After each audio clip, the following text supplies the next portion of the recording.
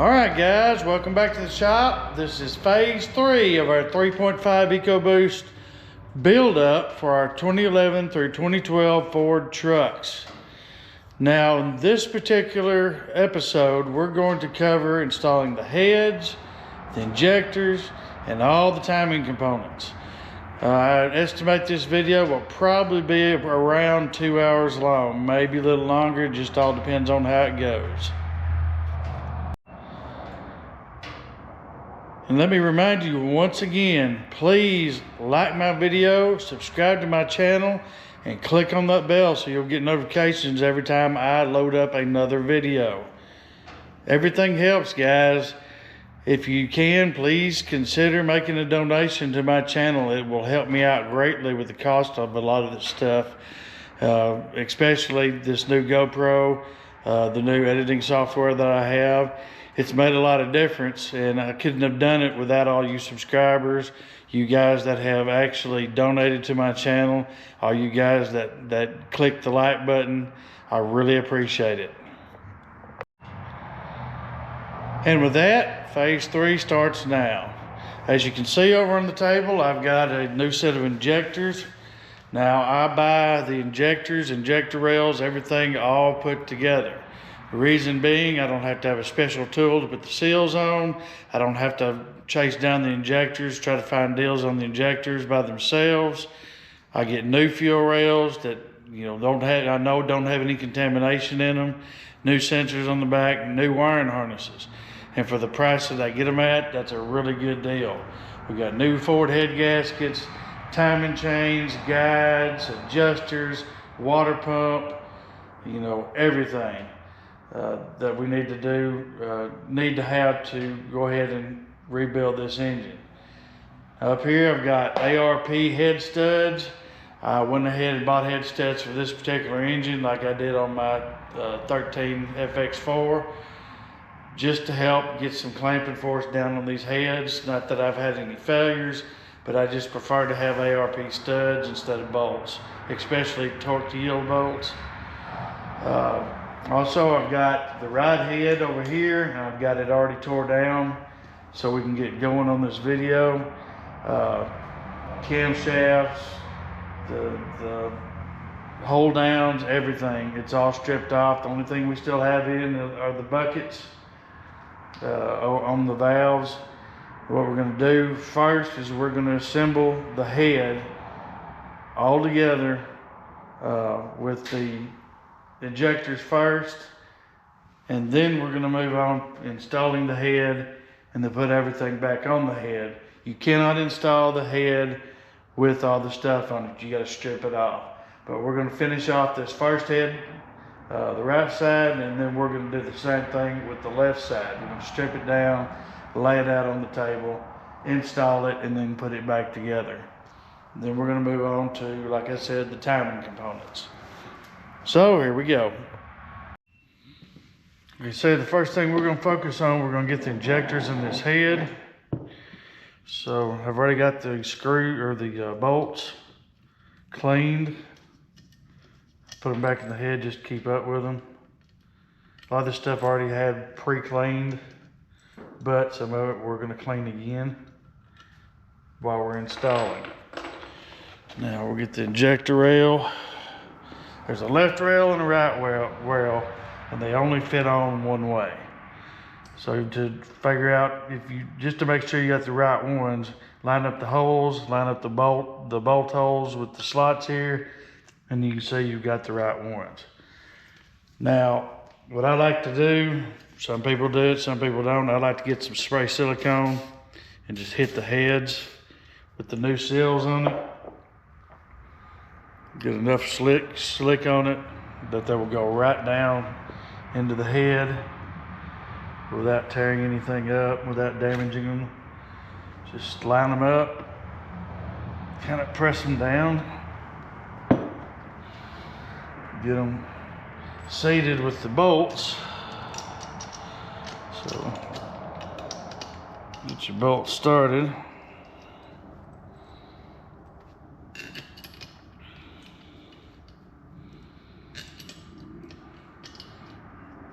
once again, tonight I'm be working in the freezing cold. It is back in the 20s again. Get up to, I'm gonna say 36, 38 today, and then now we're dropping back down. And this seems to be the last of it. So I'm just gonna take my ratchet and I'm gonna run the stuff down slowly.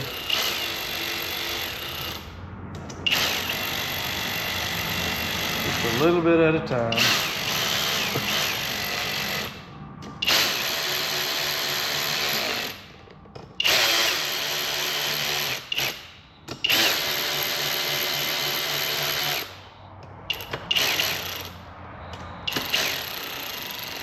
It doesn't take much.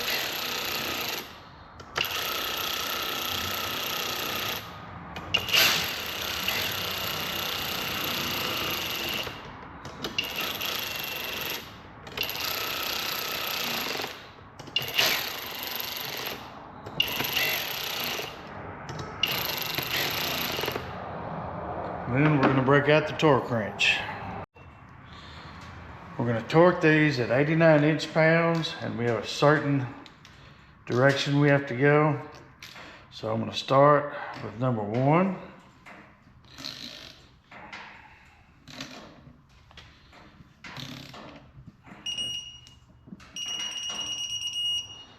Then number 2.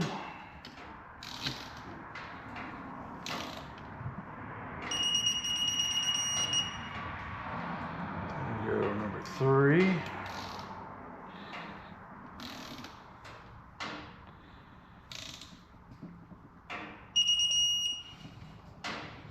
Number 4.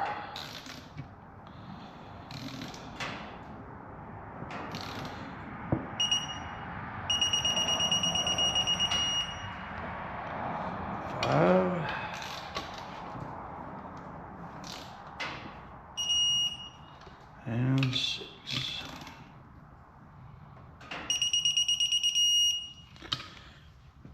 Now we got to torque 45 degrees. Put the torque wrench down.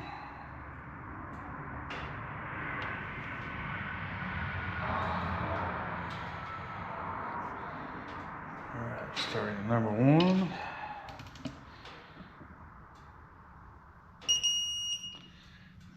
Clear. Number 2.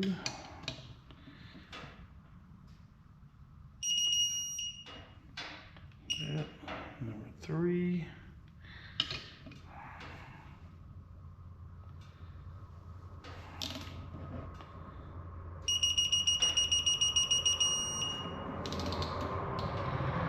About interested, that's about 13.8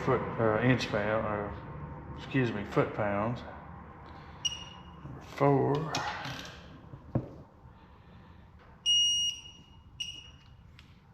5.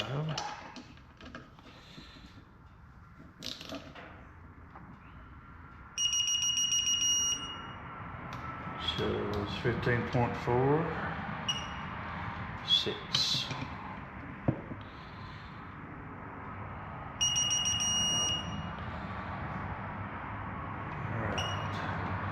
Now we have the injectors all torqued.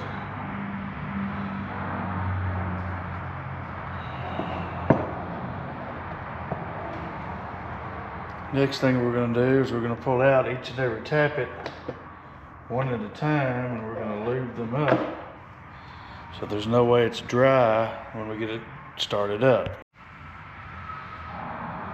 Just start with 1, pull it out.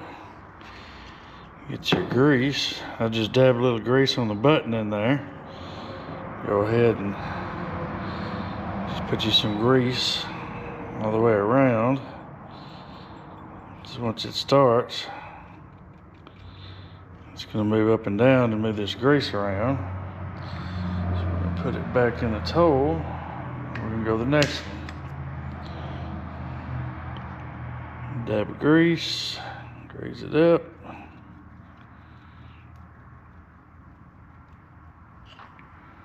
Stab it.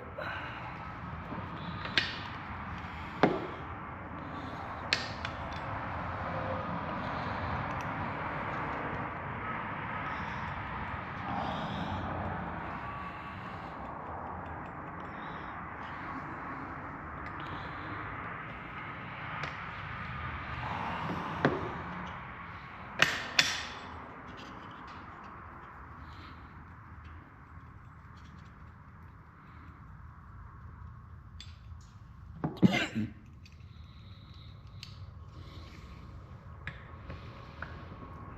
reason why we're doing them one at a time, we really don't want to get mixed up now that we have everything.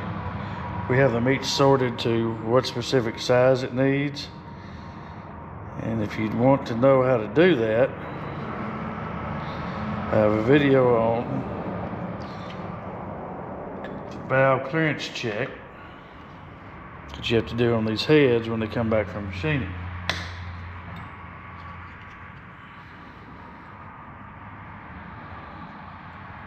If you haven't done that, you need to stop, go back, and go ahead and do that procedure.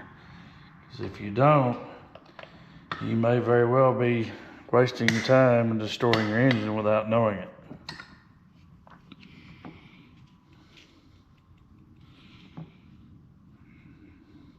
You may have too much gap between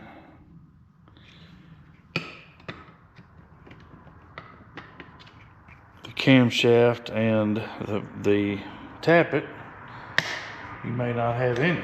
If you don't have any, it means you got a valve that's going to be most likely open all the time, and that is not good. So like I said, go and check out my video on the valve clearance checks. If you don't understand how to do it, please feel free to ask questions.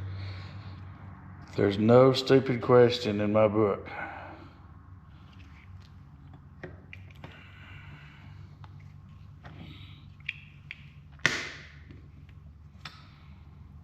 We all learn by asking questions.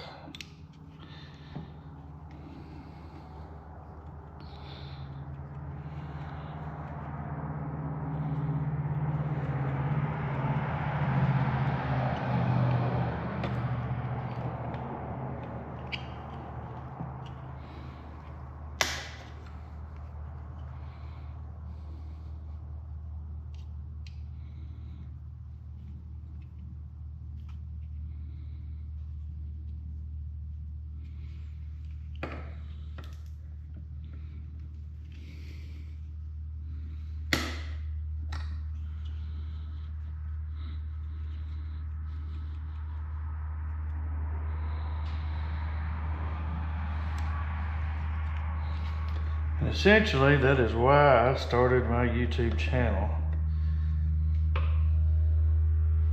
Started doing these videos to help people out.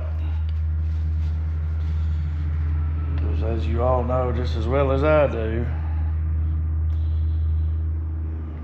you try to get something that done at a dealership, they 9 times out of 10 are robbing you blind. And you just feel like you have no choice. Well, I'm going to give you a choice and show you how to do this. So much that even most of the dealerships will not, do this procedure. They will essentially tell you you need a new engine, and that is that. All right. Next thing we're going to do, we'll go ahead and put some grease where our cams run in the head, like so.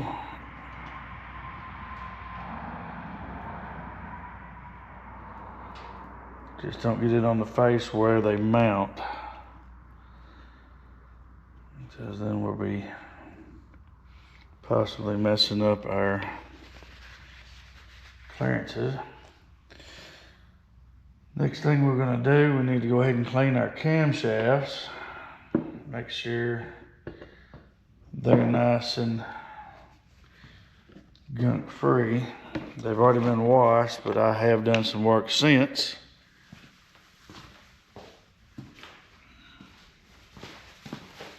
It doesn't hurt to clean them again.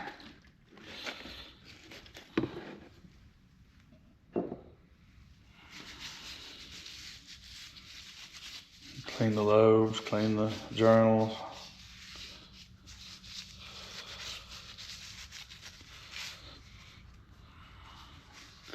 Make sure that you keep your camshaft separate and some sort of order so you know exactly where they go. If you don't, these 11 and 12s could throw you a loop because you have two separate camshafts here that there's the only way to identify them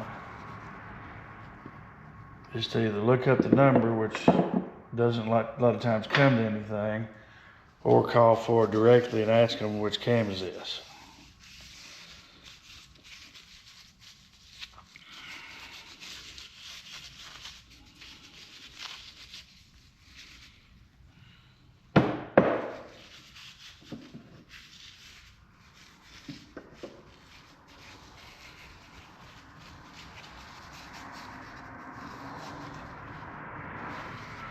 I ran into that on a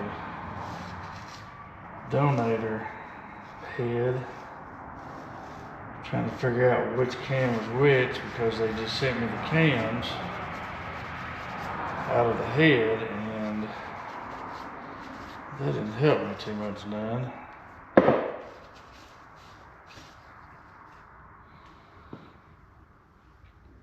Well, they weren't any good anyway. Next up, we're going to put in the cam seals. There's 2 seals per cam.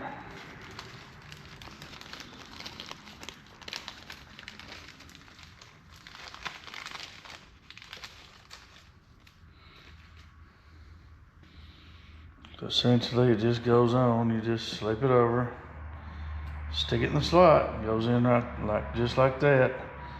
You got a white block, just make sure that the 2 ends, which are triangles, go together and make a block.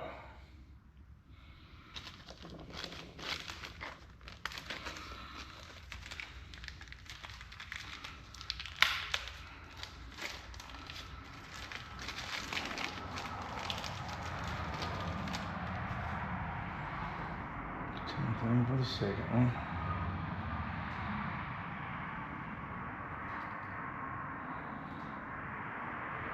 Two ends go together, make a block. Okay. Once again.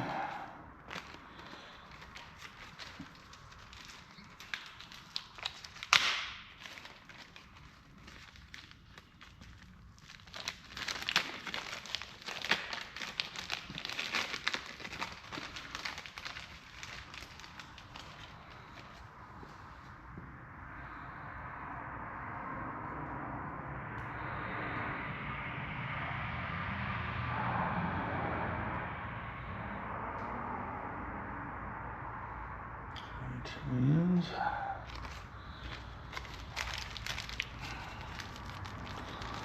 Now you can already see, do not pay attention, but dude, they shorted me 4 of these.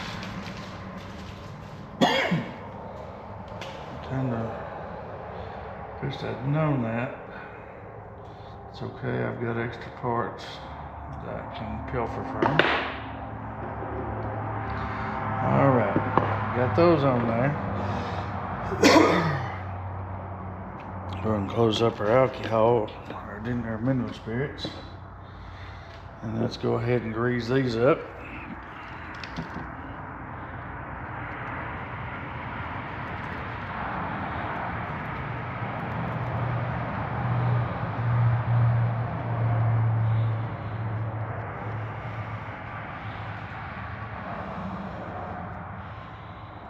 So the engine starts up,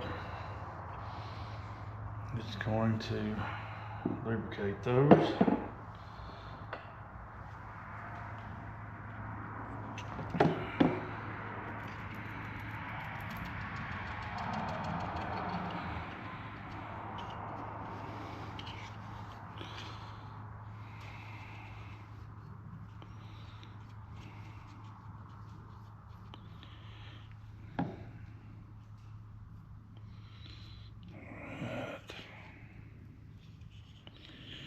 Got that done. All right. Now we've gone as far as we're going to go on the head for the assembling. until we get the head actually on the block. So our next step is install the head on the block. Before we put the head on, we're going to rotate the crankshaft where this dowel, this pin right here is at the exact 9 o'clock position. And as like before, we're going to clean. We're going to clean really good the head gasket surface of the head as well as the block. We want to make sure we get all up the transmission fluid, the assembly lube, any manufacturing lubrication. We want to get it all off here. Also, before you put the head on, before you do all this, go ahead and rotate your crank to where all of the piston heads are below the deck. This just aid us a little farther, lessen complications.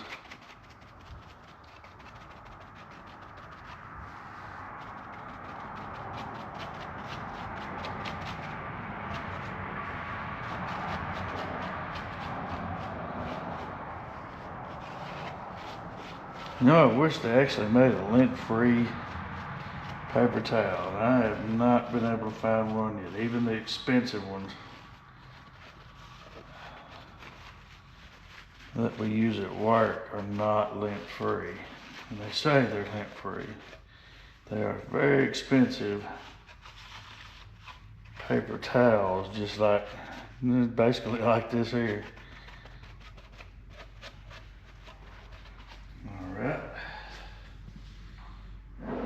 Head up. I'm gonna do the same thing over here with some new paper towels.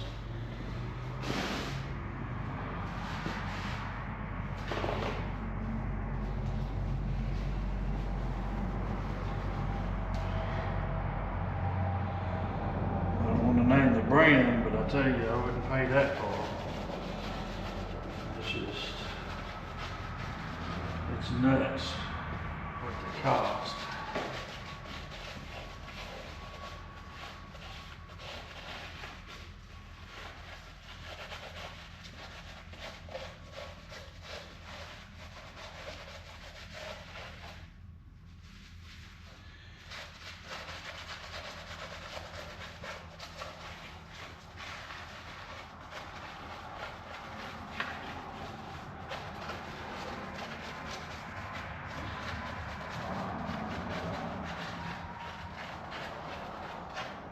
See, they got a pretty good amount of it off. I'm gonna flip it over and we're gonna try a new surface and make sure it comes out clean.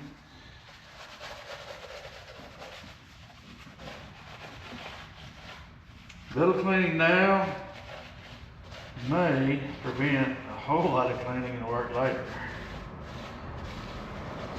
I just don't want head gasket failure. I'm not experiencing one. Actually, I haven't really heard of anybody with EcoBoost who experienced a head gasket failure. All right, we're gonna let that dry, and then we're gonna get our head gasket and put it on. All right, we're gonna take our head gasket, new Ford unit, and we're gonna gently install it down on the block. You can't mess this up. They only go one way. The other side won't go on this side won't go on the other side. Now,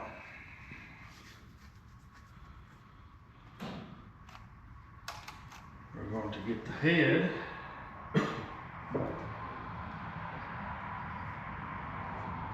We're going to gently, carefully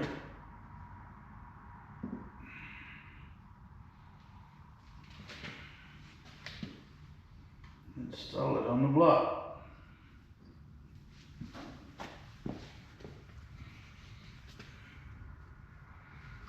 I'm going to first attempt to line up our dowels.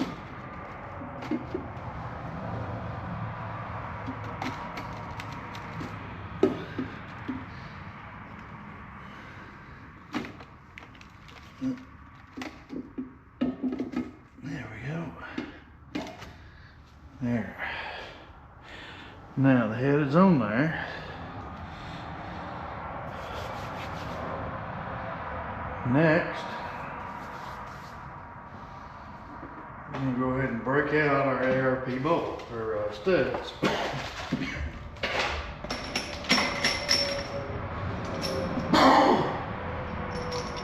Now these studs have an Allen head on one end and the blank on the other. You can put an Allen head socket in there. The instructions specifically say these are to go in hand tight. You can use the Allen head, assist in installation. You do not put any torque whatsoever on it. In fact, I've heard the rule of thumb, if you run it all the way down and it touches, back it off just a hair so it doesn't touch anymore. We'll just use an Allen key. So I've just got an Allen key I'm going to use to get it down even further, just to help out. It's hard to get your meaty fingers down in some of these. It's really, really tight. So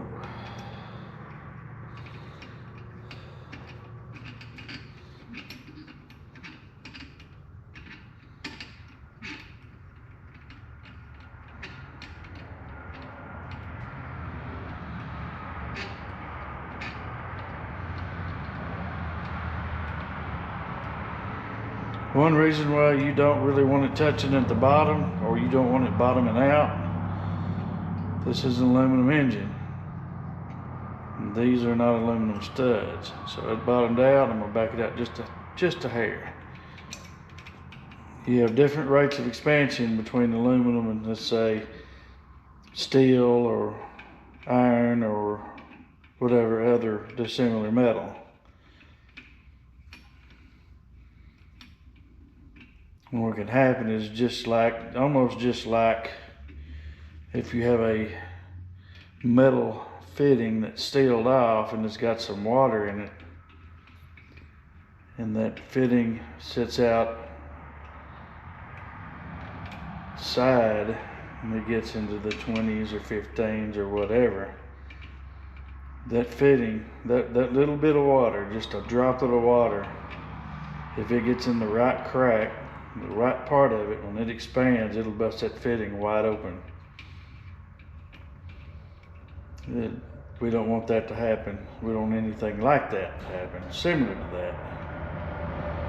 So that's why we leave a little space.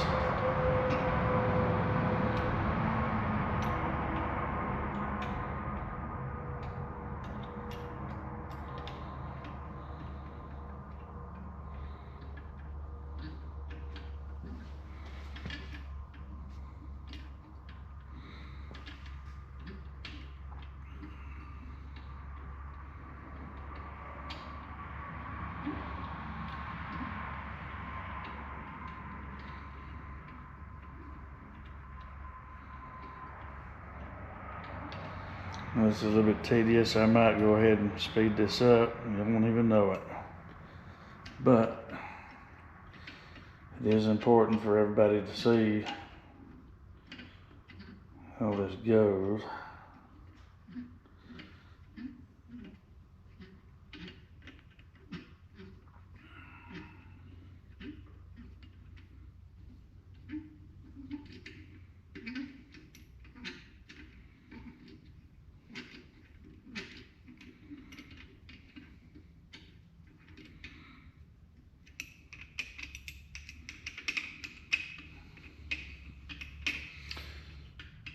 Something else, another good reason to buy these.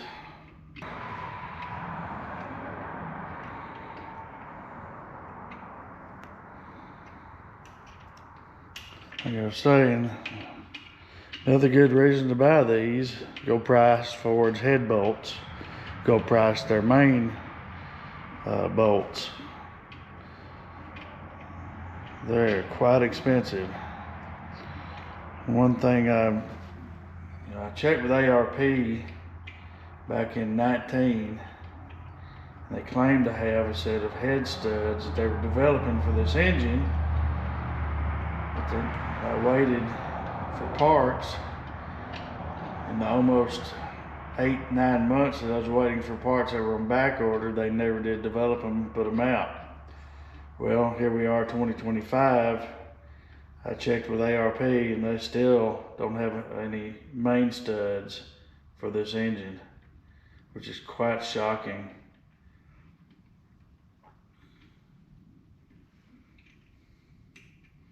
All right, got them all in, got them all backed off. Next, we're gonna put the nuts on and the washers. So now we have the washers. Your washers have like a knurled side on one side and a plain flat side on the other. This knurled part of the washer you see here, that goes down towards the head. So let's get these washers in here. You gotta kind of be careful because unless you have little tiny fingers, if meaty ones like I've got, you'll drop that washer down in the head and then have to fish it out. So, get you a magnet, stick it on the magnet, put it down over, oops,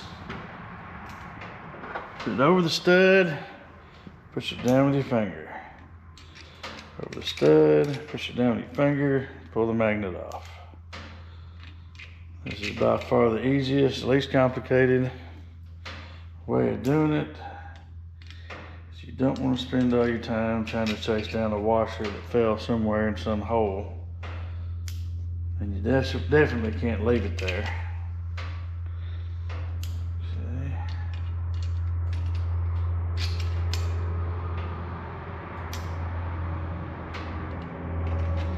All right. Next, instructions tell us to put the assembly lubricant on the threads and on the bottom of the nut. So let's do that next. So I've torn off the top of it and I've got an acid brush. Just put a good amount on the acid brush. Yes, I could use the stuff out of the bottle, but this came with them. It's pressure material. What I don't use, dump off in my bucket. So, let's get the studs done first. Plus, this stuff is not as cold as the stuff in the bottle. The stuff in the bottle that conducts because it's been so cold in here. Every time I start the video, I have to turn my heater off. And when I turn my heater off, it starts getting really, really cold in here again.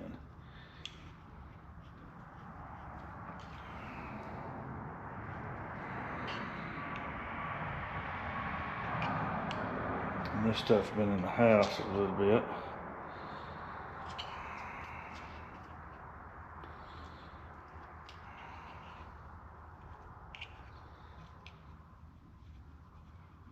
So we're just putting this on the threads.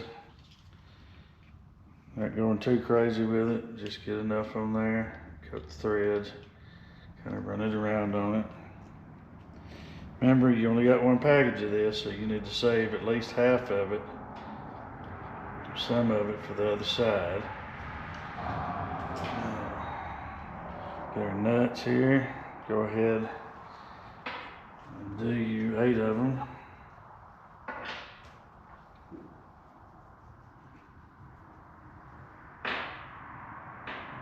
So we're gonna have to use the same a similar method that we did with the washers to get them on. Otherwise, we'll be fishing them out after we drop them.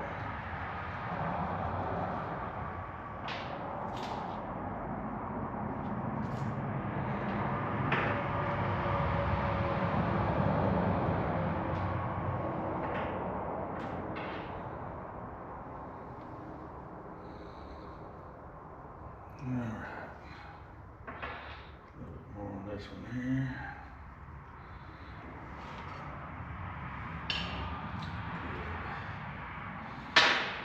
So take your magnet, stick it down on here, run it down till it touches.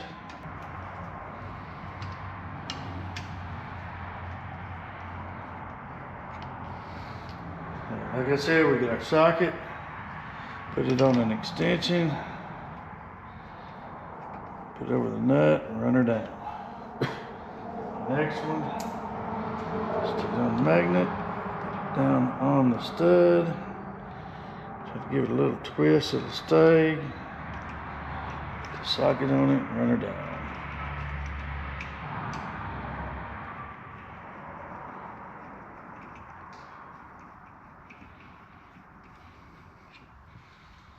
Same thing again.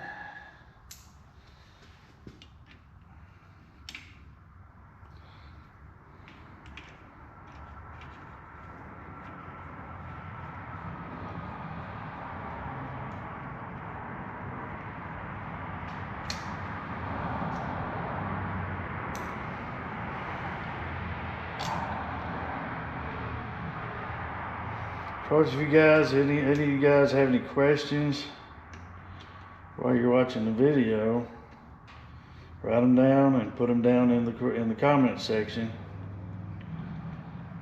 I have no problem with questions. In fact, I prefer to have questions. If I don't know, I'll tell you I don't know.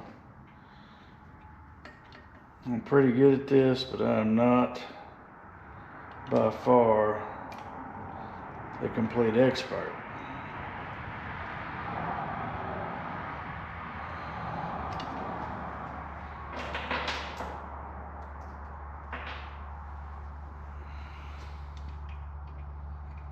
I have not been afforded the opportunity to go to Ford training and get information directly from the horse's mouth. I just read a lot, study what I intend to do, talk to other folks, especially those that do this too. Some of them have some tips. Some of them have dealt with certain things.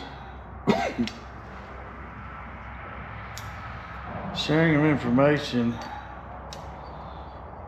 is what the automotive community, the truck community, the Ecoboost community is all about. Just like in the old days, back in the 80s and early 90s.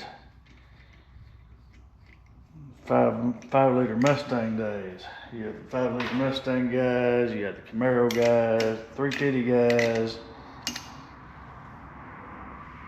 And we all shared information amongst each other. Bills. All kinds of neat things. And today you have that sort of thing going on where they have the meets out at the local racetracks. When I say racetracks, I'm talking about the local NASCAR racetracks where they all get together and have a big blowout. All right, we got the nuts in. Next we're gonna do is torque. Okay, our first set of torque specs is 30 foot-pounds. I've gone on ahead and numbered the studs 1 through 8. 1, 2, 3, 4, 5, 6, 7, 8. That is our torque sequence. So let's do our 30 foot-pounds.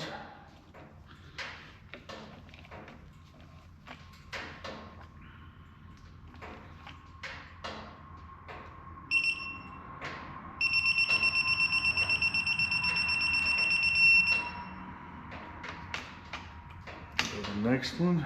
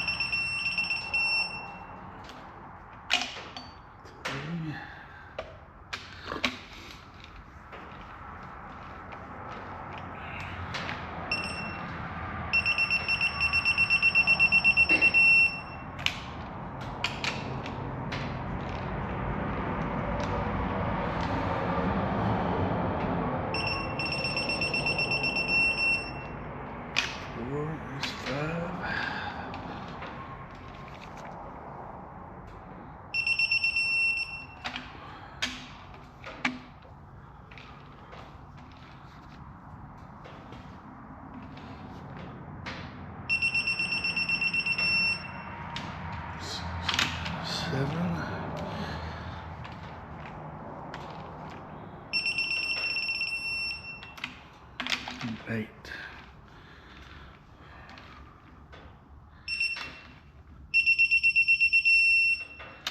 Our second set of specifications is 60 foot-pounds. We'll bump this up to 60.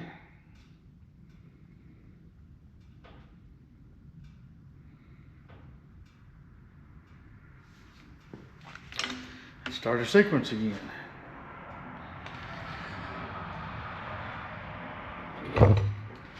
Oops.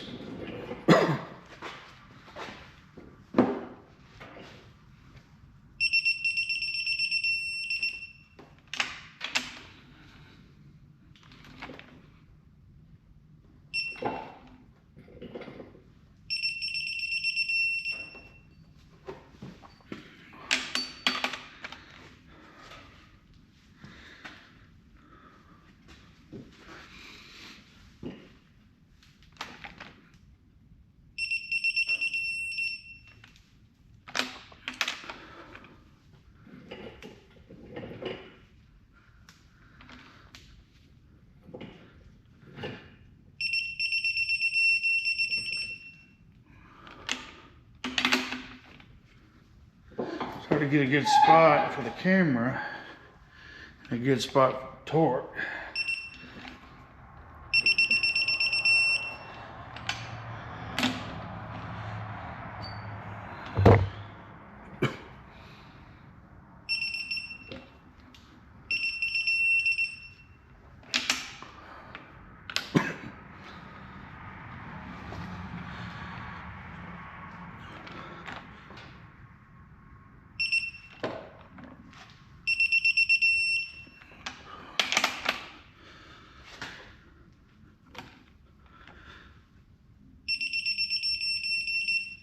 All right, our third set of specs is 85 foot-pounds.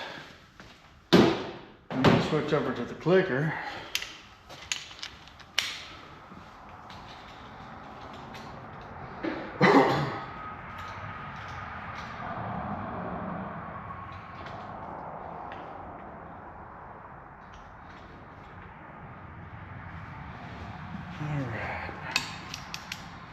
See if we can do this without hitting the camera.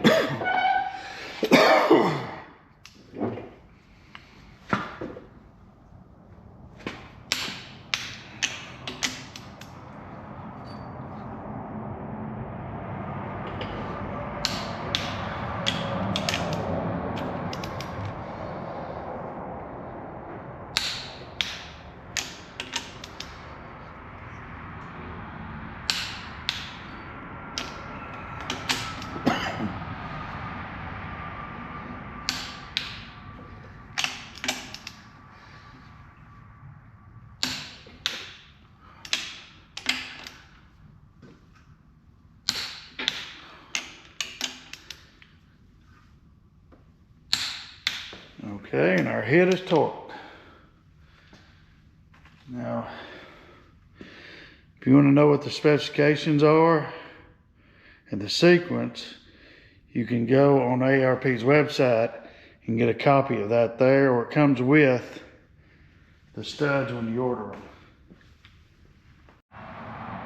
Before we install our camshafts, we're going to make sure everything's lubed really good. I'll put some in here and we'll show you basically where it needs to go. The seals go right here. This is more or less the thrust areas for the cams. Of course,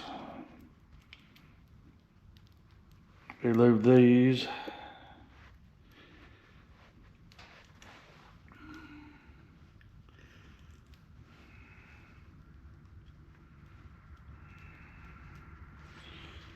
Alright, we're going to take the camshaft, do the same thing. We're going to lube every part of it, making sure we get the lobes.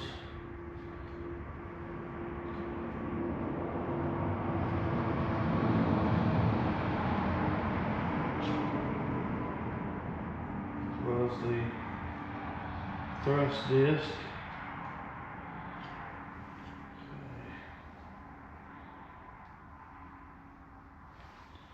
Now we're going to install the cam. It goes in a certain way. Your pin is going to be positioned more towards the center of the head. Same thing with the other. Leave it up right quick. With the opposing pin facing inward, like so. Oh.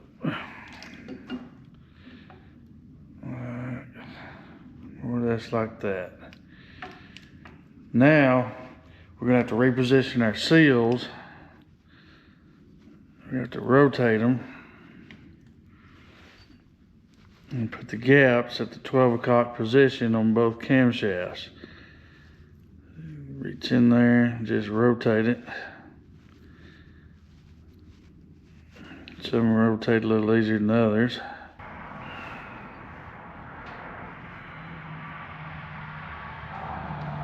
Okay. Both of those are at the 12 o'clock position.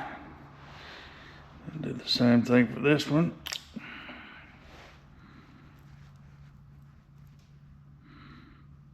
Just turn it.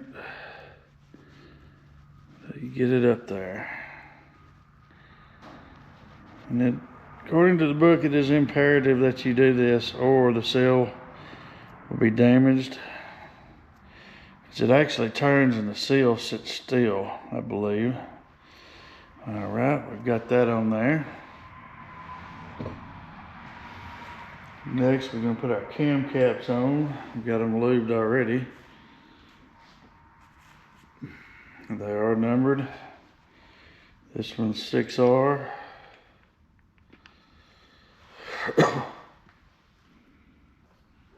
Let's see.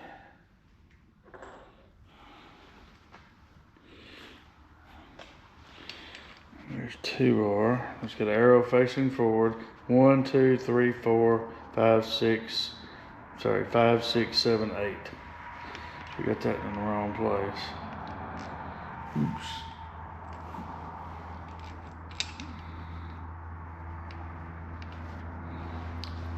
There. 4R.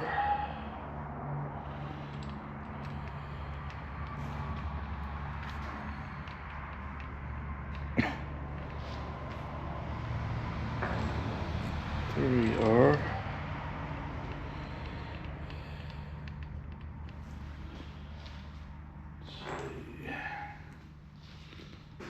7R. And 8R.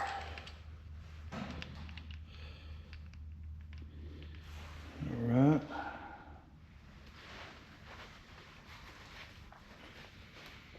Now we put the front cap on. Make sure we lube underneath it. Already got it pre-lubed.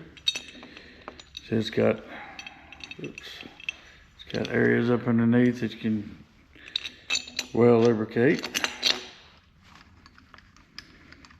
Alright.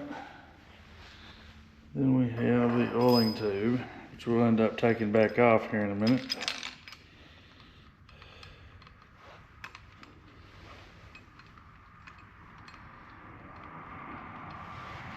we've got that set.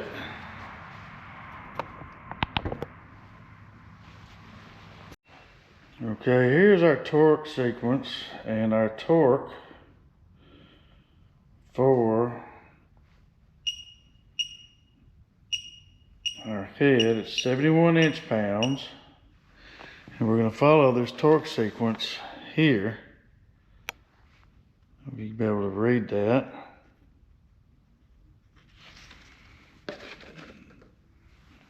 But I've got to run down by, finger tight. So we're going to start at number 1. Now while you're torquing and while you do your torque angle, if you have a bolt that feels weird, like you're turning it and it's not tightening, stop, pull that bolt out, replace it. Well, I've been through this before. One of the engines we built for my brother, his EcoBoost Mustang. It ended up, it just didn't feel right. It ended up breaking off, and we had to pull it out and go hunt a bolt down. It was a standard bolt, not a torque to yield, to be able to get the engine back together. Stuff like that happens. Okay, we're at 6, 7, 8 is on the inside, 9, 10, 11, 12, it's going to be the inside middle, 13, outside middle, 14, inside, 15. Alright, now we're going to do the torque angle, which is 45 degrees. So we'll start at 1,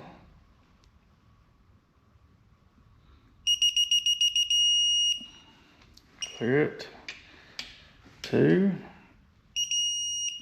clear it, 3, clear it, 4,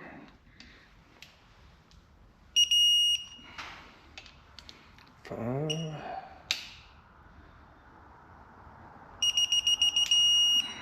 6, forgot to clear it,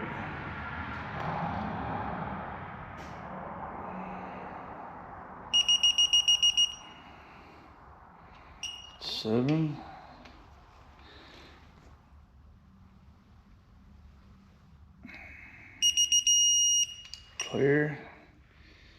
8. You really got to pay attention to what you're doing, because if you mess one of these up, you got to bust them all loose and start over. The torque wrench wants to calibrate itself. Now, 8,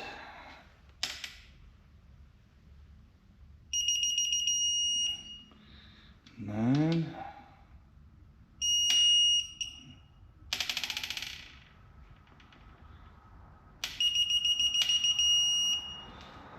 10,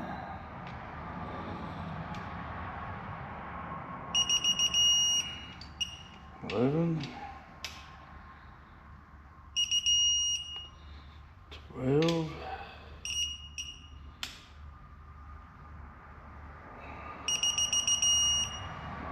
13, 14,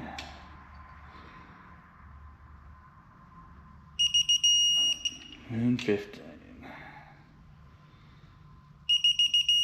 All right, now have the head and the cams torqued properly. On to the next procedure.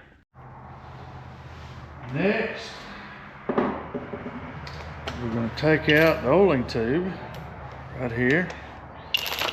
Let's go ahead and back this bolts completely back out.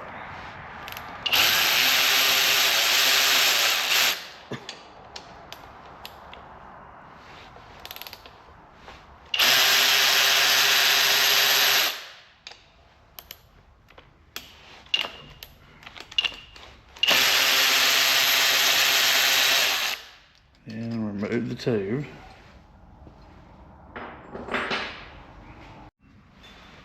What we have to do now is get our 1-inch wrench and our camshaft holding tool. We're gonna have to rotate the camshafts to put the holding tool in. So we're gonna rotate this one like so. Your dowel or your pin on this camshaft will be straight up. On this one, we rotate it so we get enough clearance for this wrench.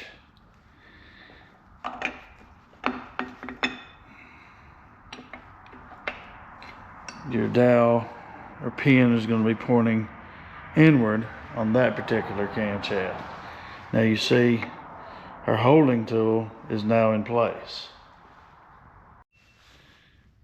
Now we're going to disassemble our left head and lay it out on the table.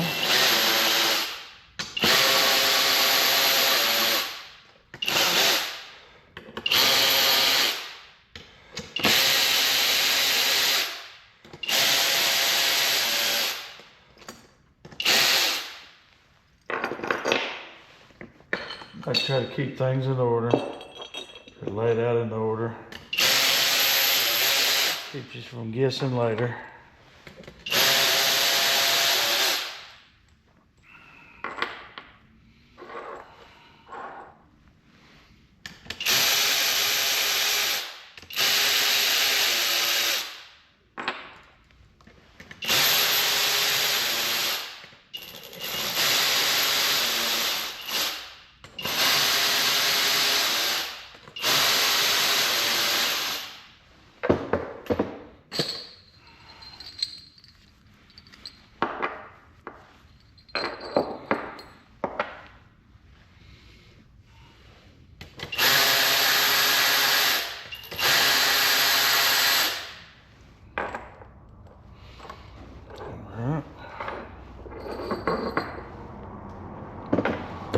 Camshafts out.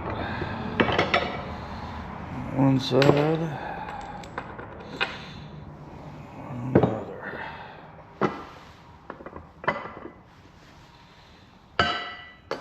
We're ready to install the head.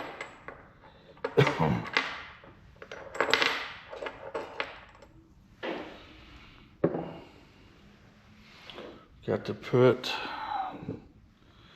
the injector rail in this one.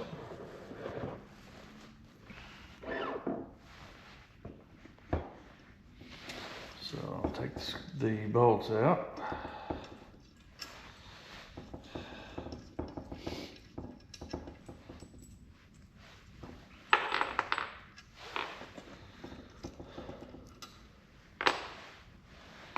And we'll get our injector rail.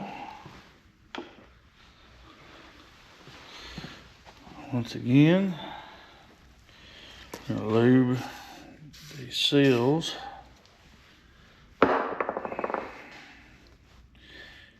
Just so they'll go in without any damage. And we're going to put it in, line up everything.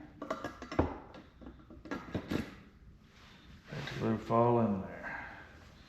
And we're going to press down just to get it to try to seat. Now, got our bolts. So putting our bolts back in.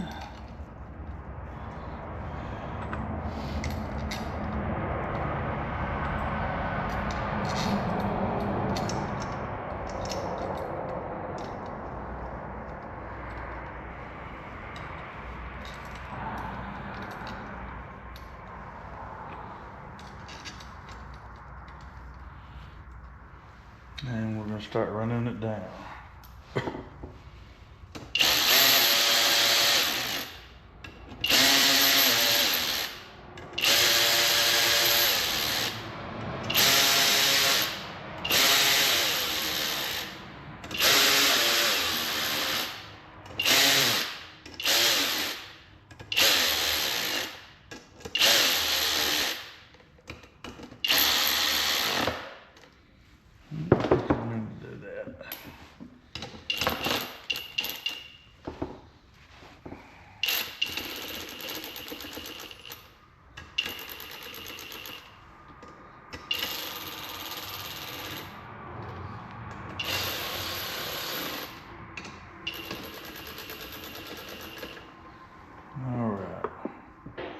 the injector rail in, now to torque it.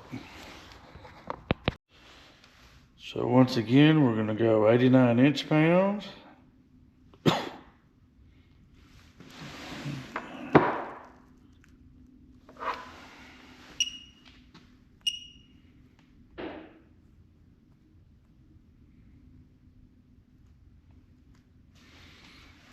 Alright, so we'll start at number 1.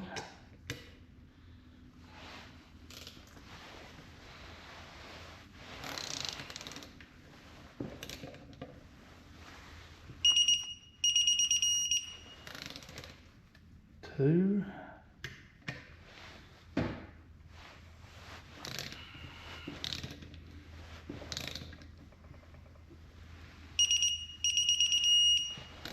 Three.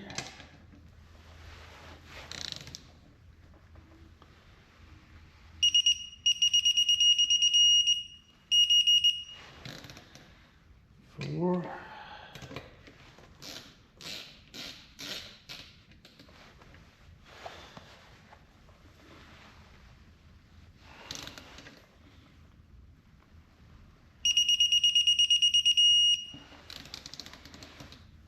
5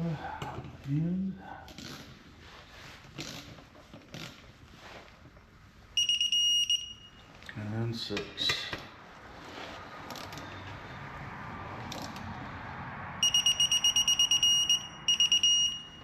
Now switch over to our torque angle, 45 degrees, and do it again.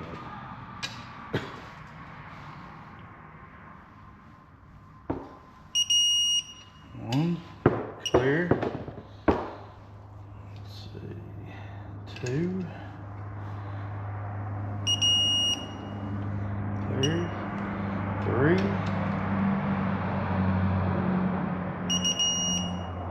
clear, 4,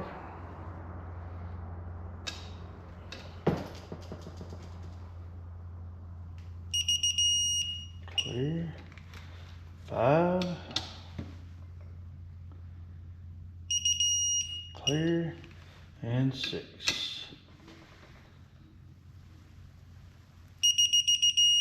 All right, now our fuel rail is installed. And then up next, installation of the head.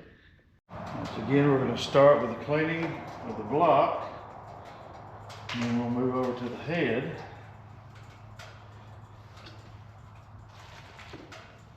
Wipe it down real good.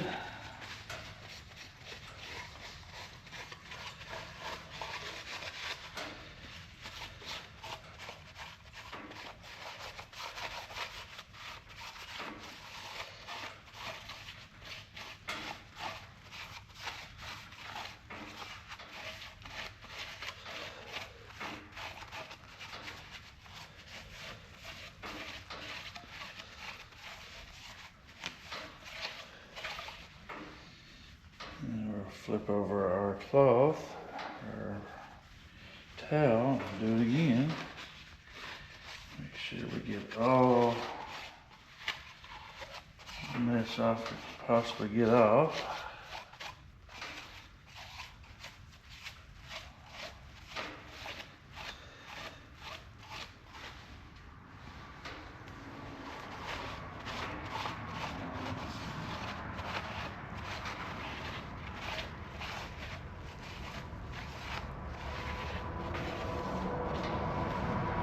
Let that dry, and we're going to do the head as well.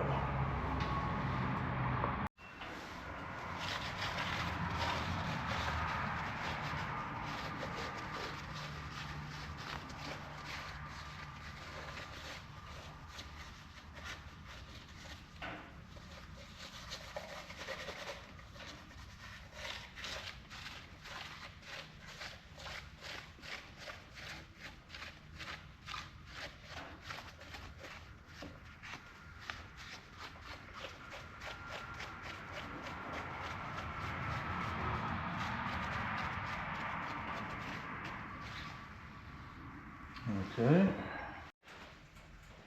Now we're going to lay our head gasket down. Again, it only goes one way. everything matches. And once we get it there, now we're going to get the head and we're going to put on the block.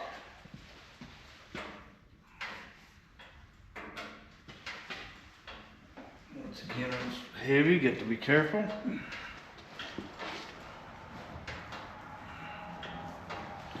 Line up the dowels.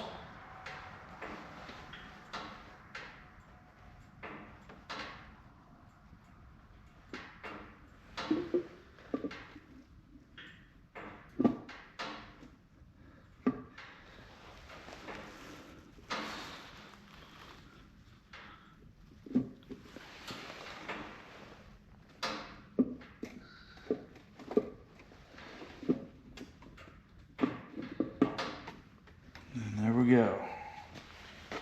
Now, head's on there. Check our rails. Nothing's pinched. Everything is fitting just like it's supposed to, intermeshing. So now, we can begin to put in our head studs.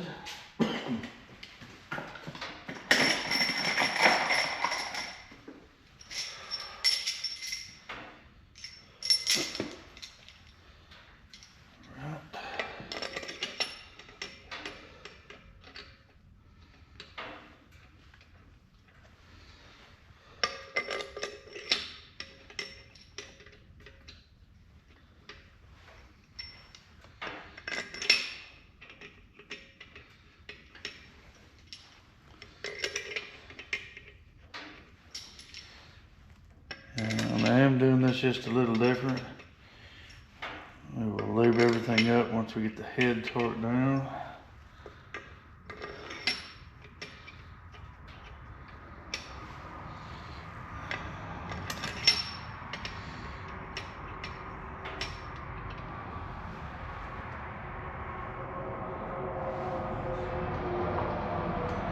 So, spin it on down.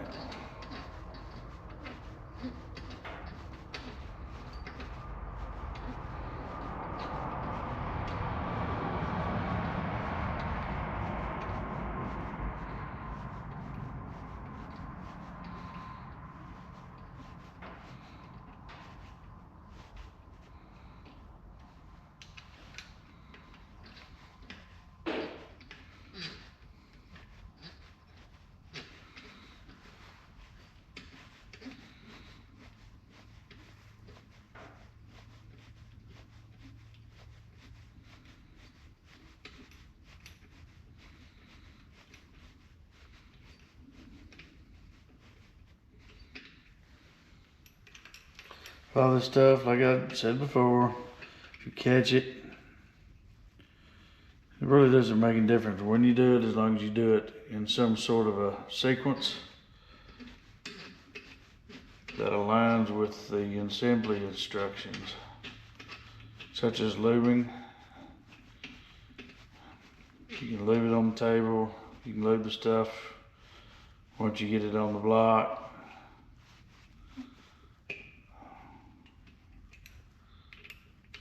But of course you can't lube it once you put the cam on, so, or cams in, so.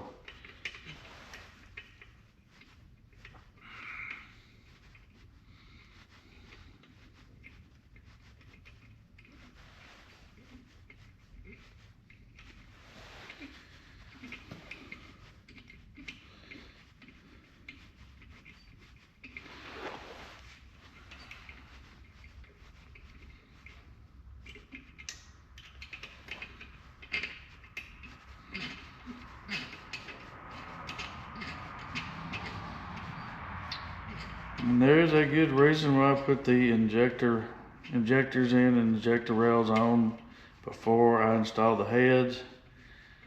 It is because it is such a small space in between the heads to get them in and get them right, get the wires and everything set correctly. It can be a pain Because remember, you have to torque them down and everything. You have to pull them down, and when you first put them in there, they're sitting high. So when they sit high, they interfere with each other.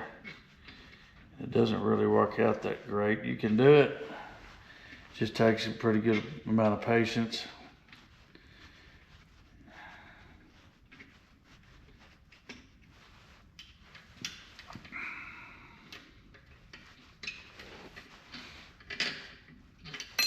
Whoop.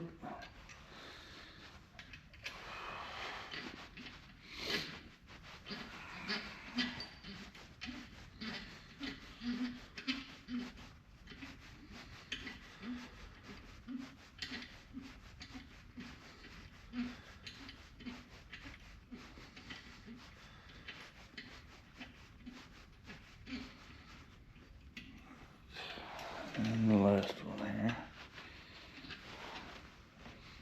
Once again, I'm sorry if this is drawn out, but it is something important.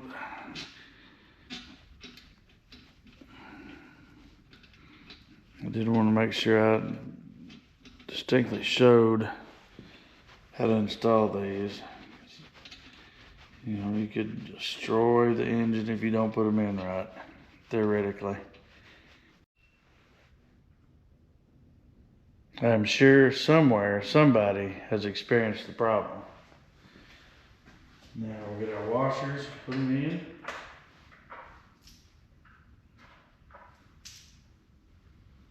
Just like before.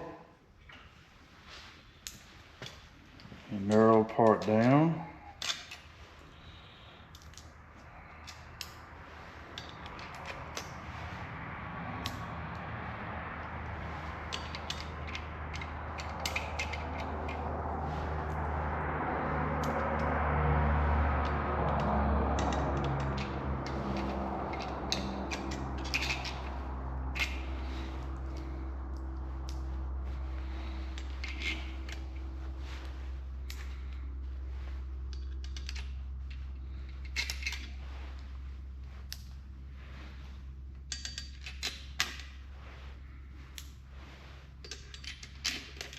Right.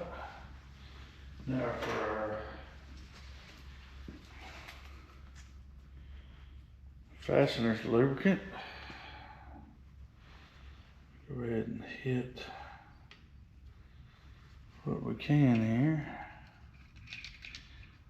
Just get it on there, and the threads are good enough.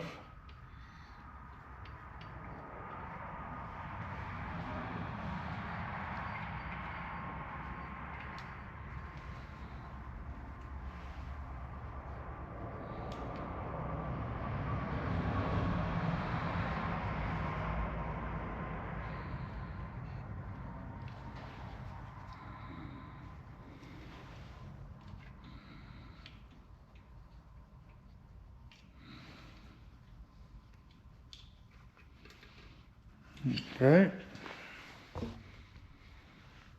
And now for the nuts. Go ahead and pre-lube those so not to fight with it.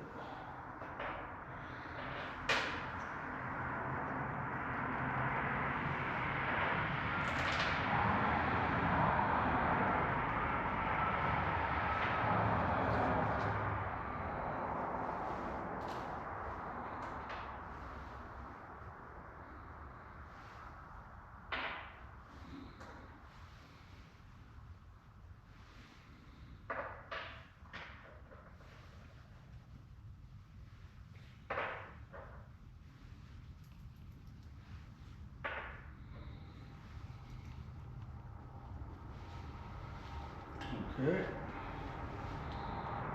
Install the nuts.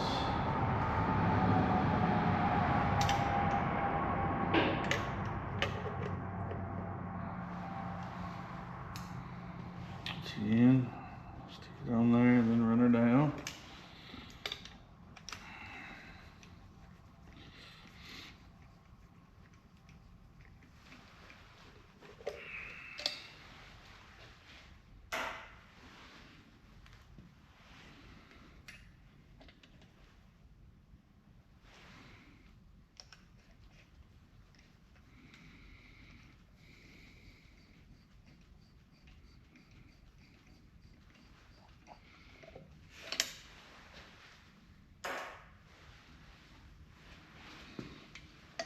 this is a lot of work, but I actually find it satisfying to actually be able to build one of these engines. Some of you guys from back in the day know what I'm talking about.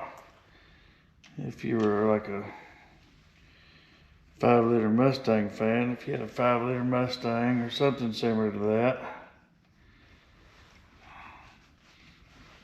had the satisfaction of pulling the engine out, doing whatever modifications you wanted, putting it back in, and that first crank up.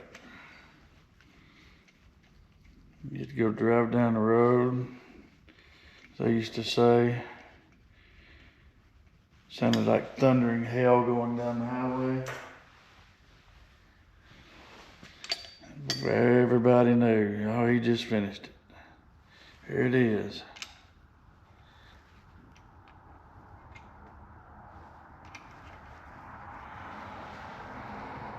Days of driving down the highway with the hood off the car,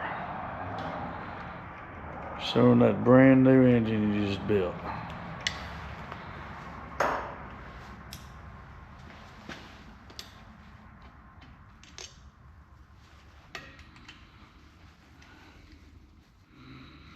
I tell you, there were nights, me and my buddies, we work on each other's cars and we pull all-nighters out in the driveway. It was nothing for us to start that afternoon, tear down and then take an engine out, tear it down, and rebuild it overnight and have it back in and running the next morning. That's what we did. We ate, drank, bled, working on cars. Everybody else was out messing around, we worked on cars. Okay, now what we need to do is torque. So our first torque, you see I've got our torque sequence written out on the head again. First torque is 30 foot-pounds.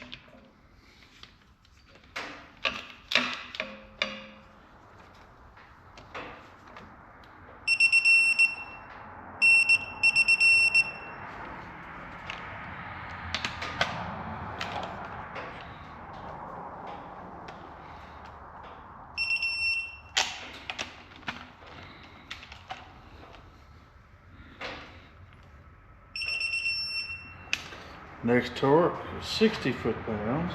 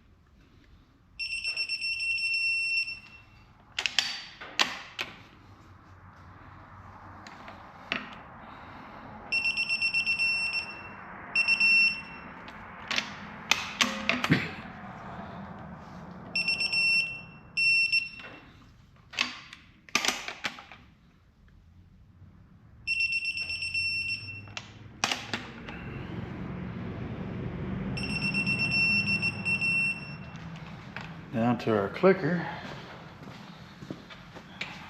This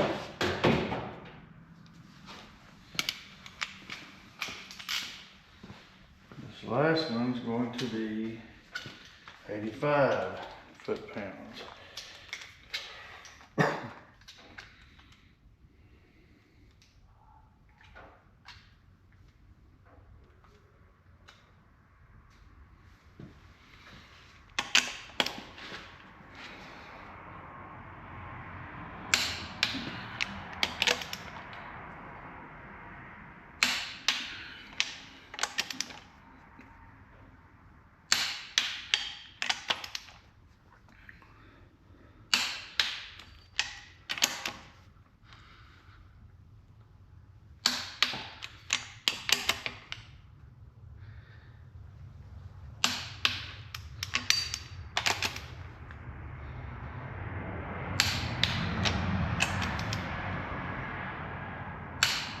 Okay, our head's installed.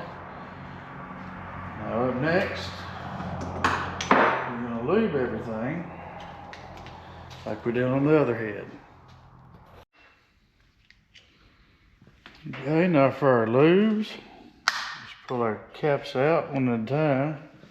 Again, for this head, once again, down in the button.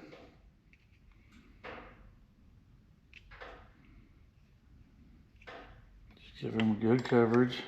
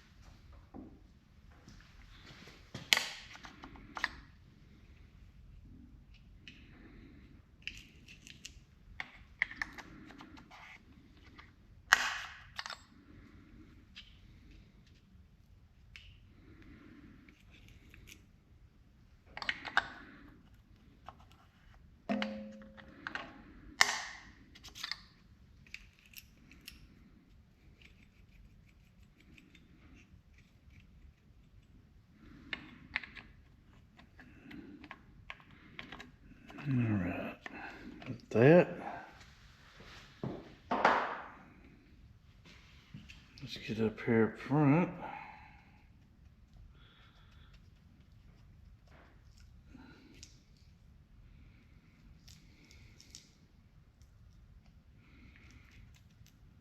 The journals.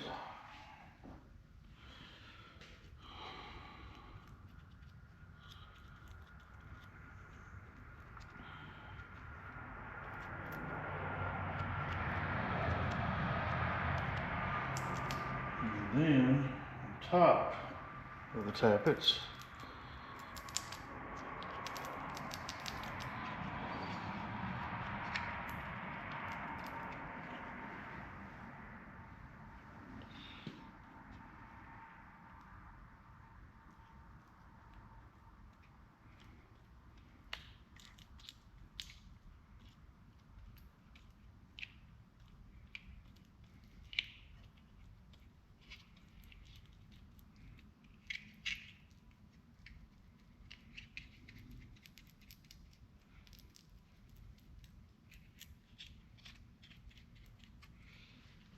Okay.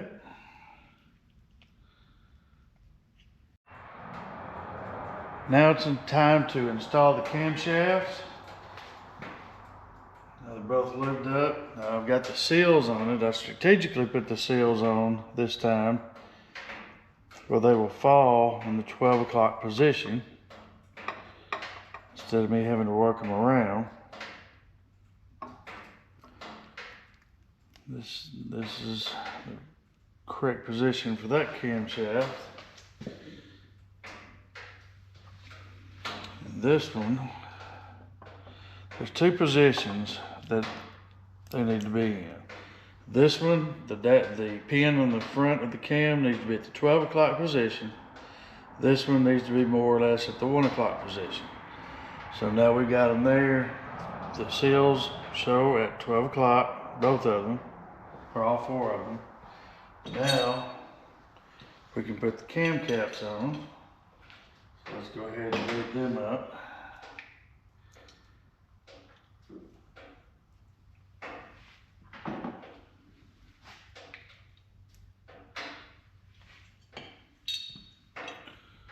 There's the first one.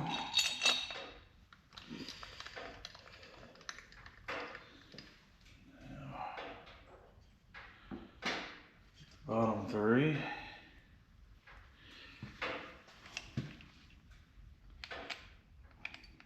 These are marked just like the other side. This has got an L at the top of it, denotes left. This one has the arrow pointing forward, 2L.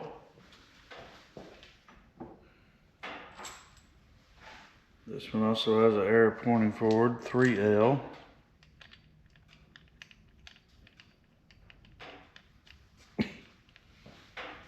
This one is 4L with arrow pointed forward.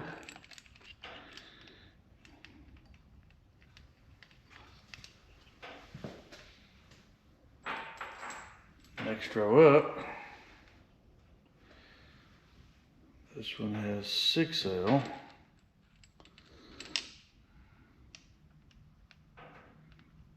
Arrow points forward. And then for the big one here,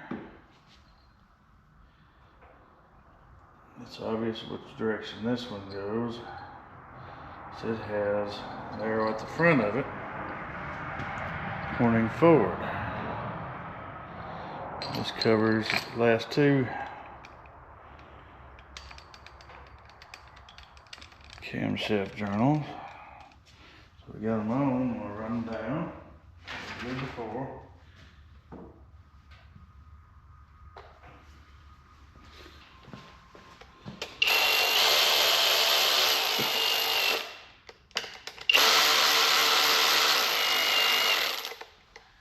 Get our oil tube.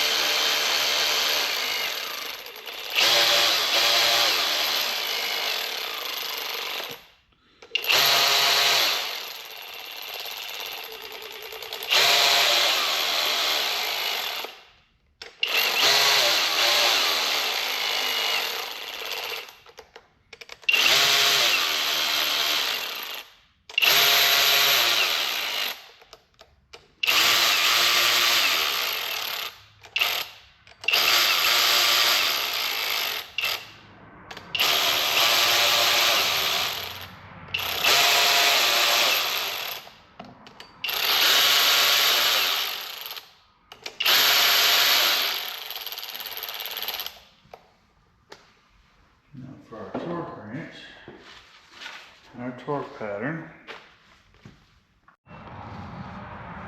So it's 71 and then 45 again.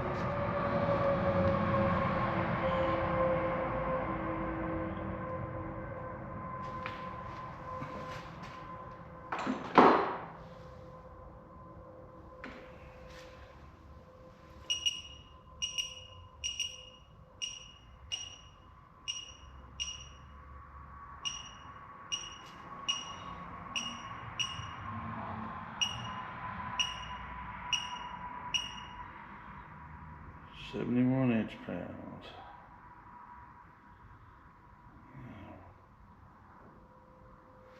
All right, so number 1, number 2,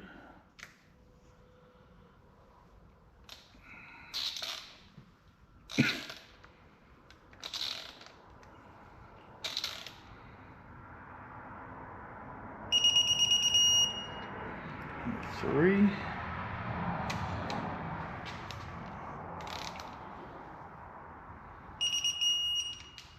number 4,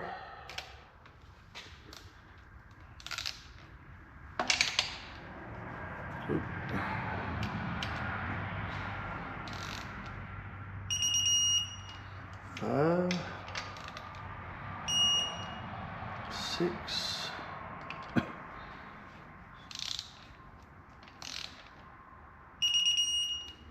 7,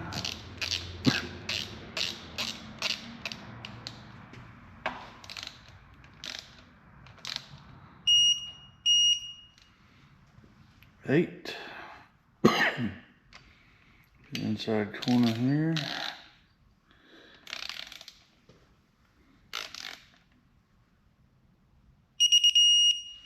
9, 10,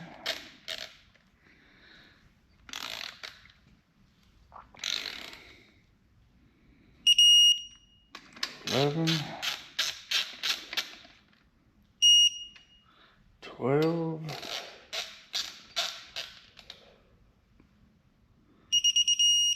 13, 14, and 15. Now torque angle 45 degrees.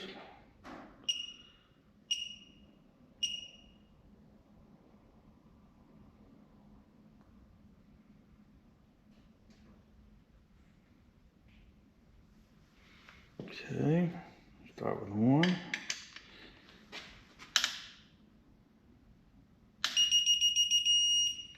Clear. 2.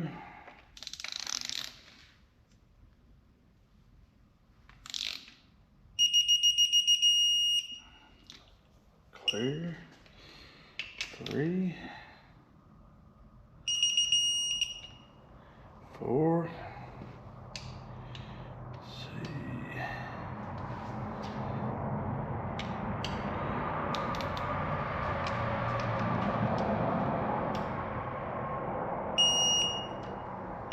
5.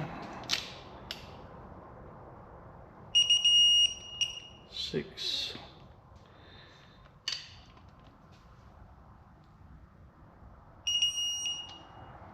7.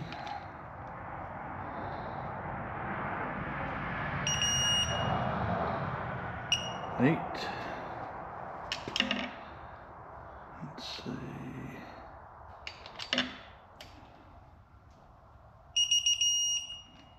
9.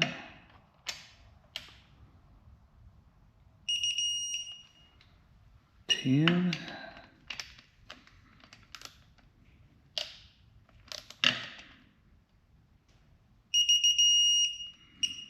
11.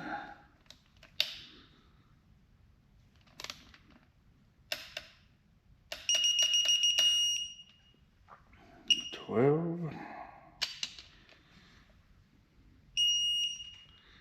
13. 14.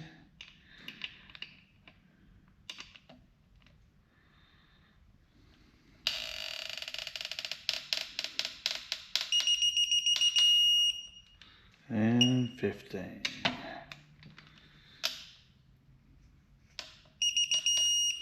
All right. Now we have the heads installed, cams installed. Now we are going to rotate the cams after we take the oiling tubes off.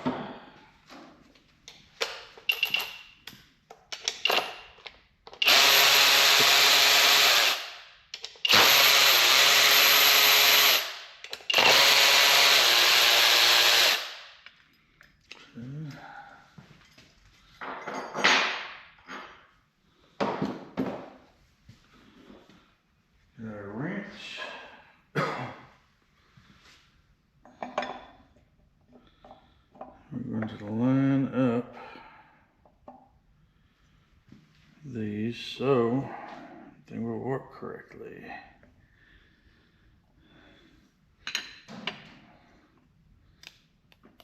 There's one. And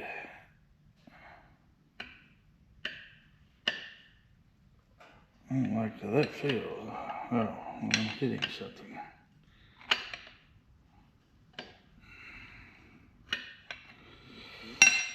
Let's see here. Hitting. I have to move this cam back the other direction. It didn't go in correctly.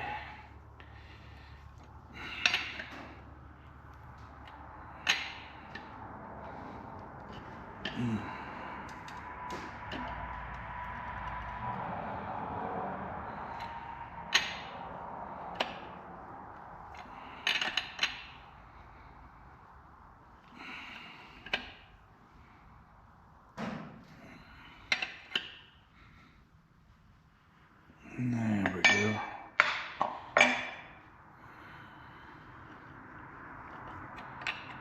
Just that one side just didn't want to cooperate. Now it's incorrect.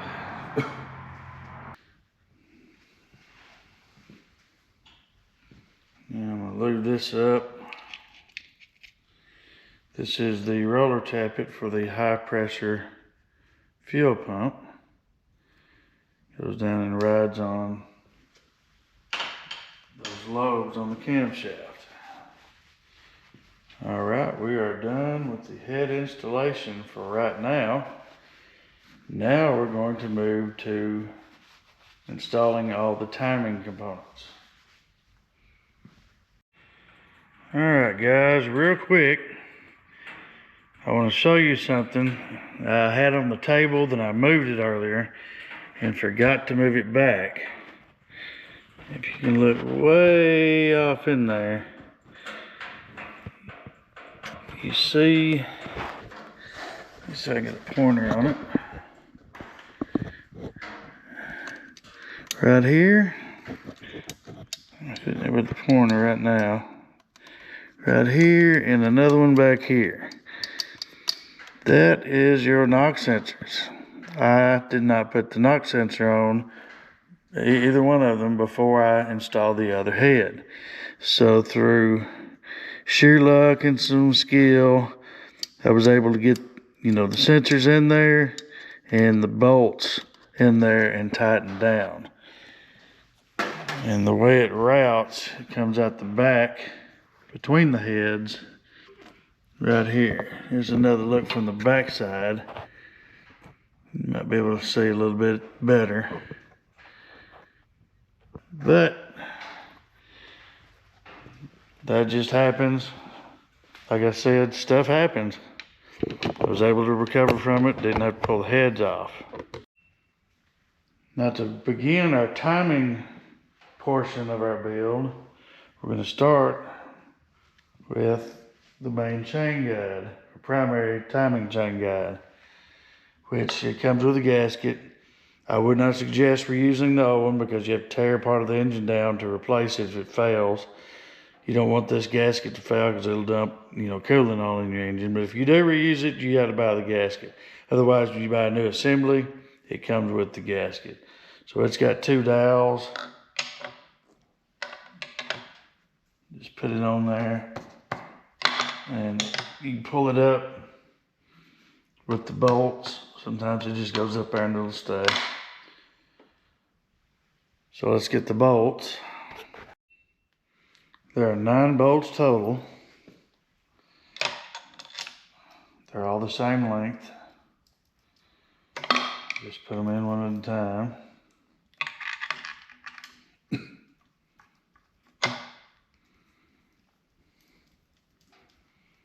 And these 2 have a torque sequence, and they're going to go in at 89 inch-pounds and then an additional 45 degrees.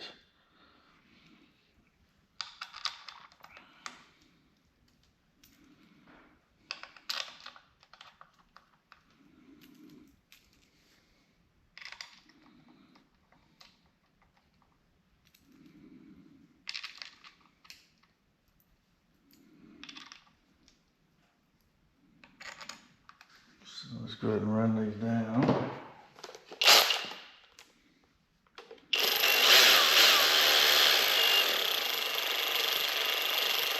Just where they touch.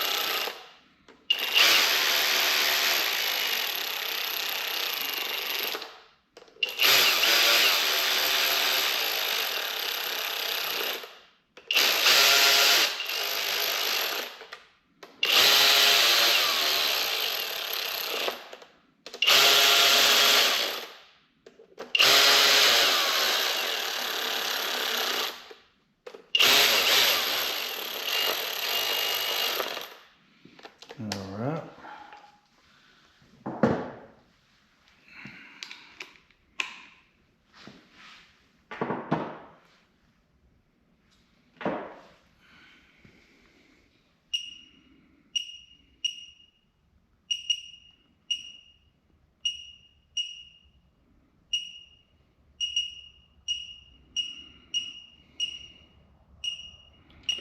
Hmm.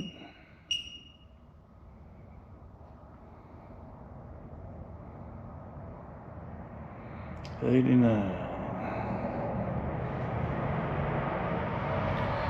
Now we're about to go with our torque sequence on this. So I've got it here on paper.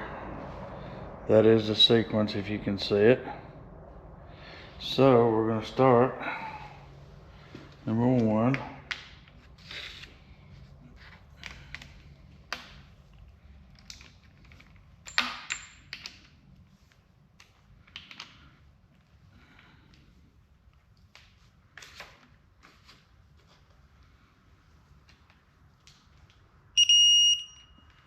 And we're going to go number 2, which is down here.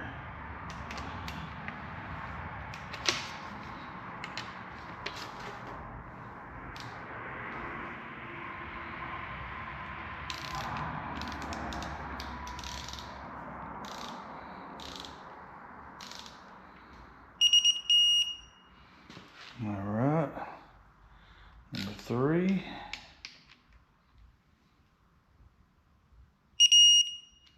Number 4.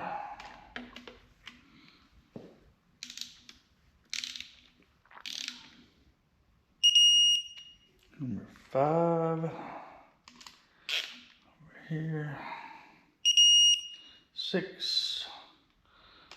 Be right here. 7.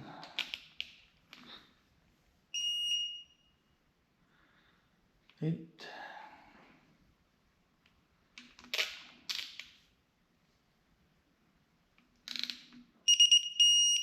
Make sure I got 9.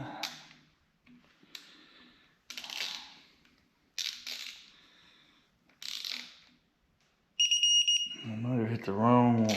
Yep. Be alright. So make sure they're all torqued. It should be. Kind of get out of sequence a little bit. It's hard to see in that picture. It's black and white and fuzzy.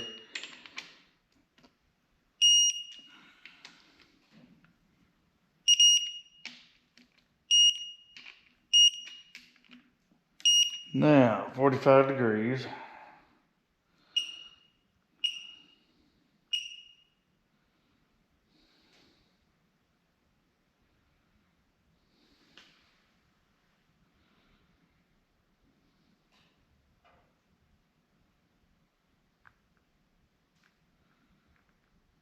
All right. Yeah, this is going to be number 1. So, 1, 2 is down here. Oh, gotta reset it. Always forget. Reset, number 3.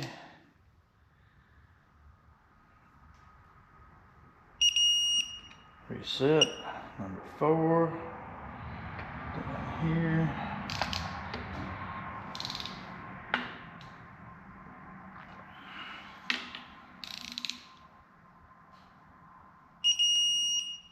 Let's go reset, number 5. It's gonna be up here.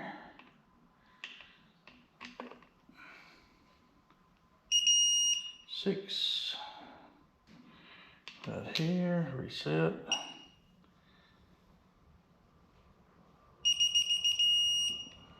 Reset, 7. Reset, 8.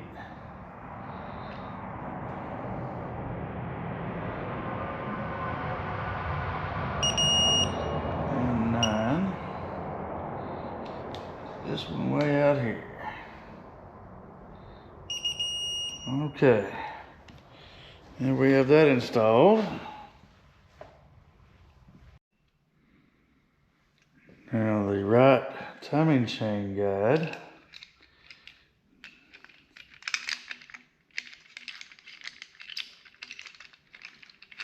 And this is going to go in and be torqued at 89 inch-pounds. Let's go ahead and run that up.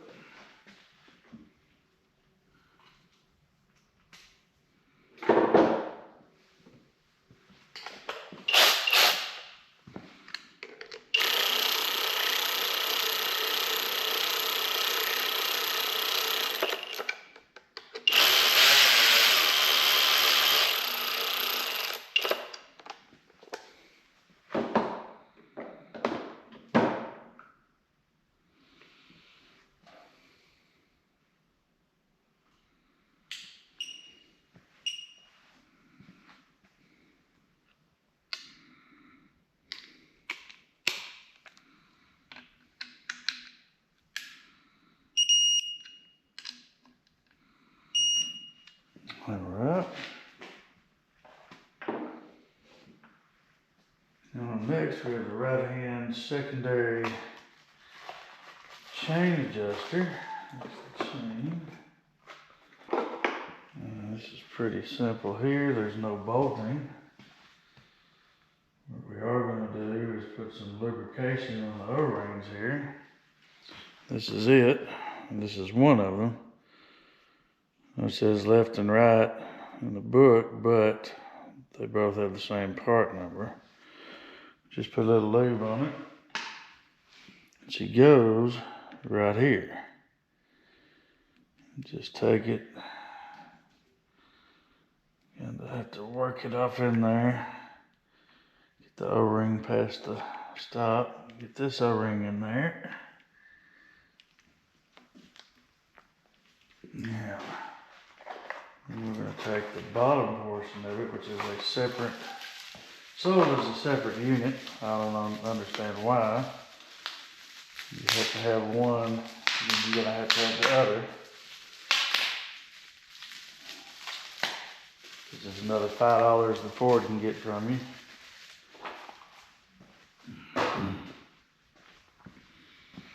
And this slides on the bottom to get it to poke through. I'll tell you what, we'll put some more lube on it, more than that. That oil's just not cutting it. It should just pop right in.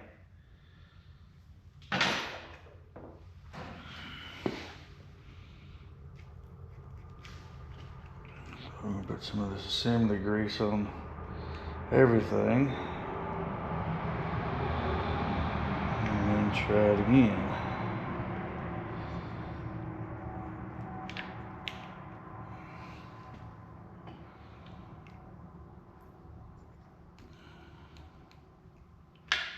I'm not getting why this thing's not going in here.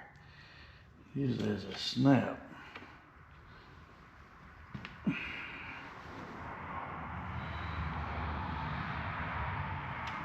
Well, tell you what, it just does not want to go in. It does not want to behave.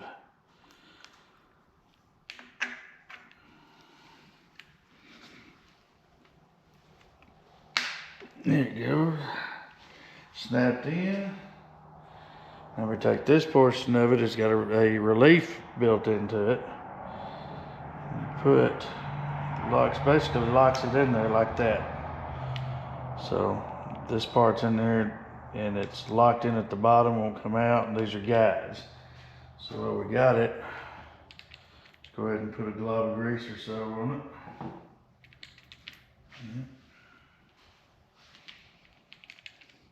Do not pull this out until you have everything assembled and you are sure that it's assembled correctly. Now let's go ahead and put the other side in. So again, we're going to take our grease. On the other side,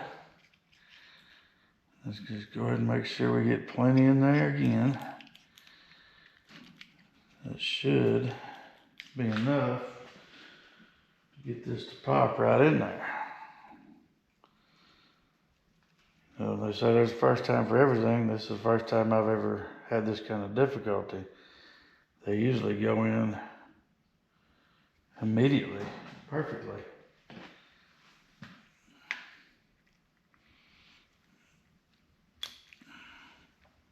Like that, just like that one did. So here's our bottom guide. Let's lock this on. There it is. Put some grease on it.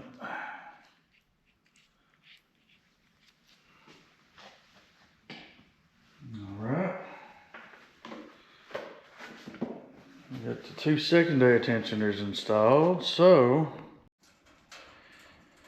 now we're going to install the phasers on the right side of the engine. So I've got the phasers out. You get the secondary timing chain, and this is how you put it together. Like this right here. Notice the timing mark. The dots are centered between the white dots are centered between each other. And then you have the R on the smaller sprocket. And then here is your marks on the chain. You want them just like this for the right side.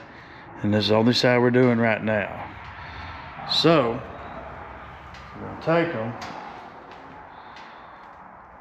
And we're going to come over here and we're going to install them on the cams. Now you may have to move the cams just a little bit to get them to go on. Sometimes you do, sometimes you don't. But you want to try to put them on at the same time. And you don't want to force them either.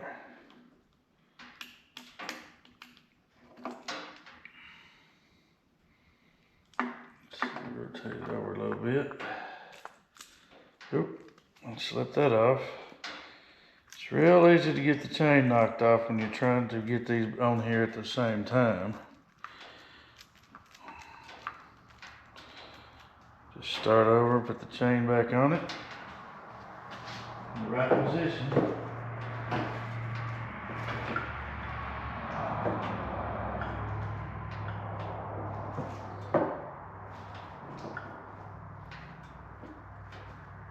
You kind of have to hold them apart at the same time you're trying to install them. Let's see here. Leave that one alone.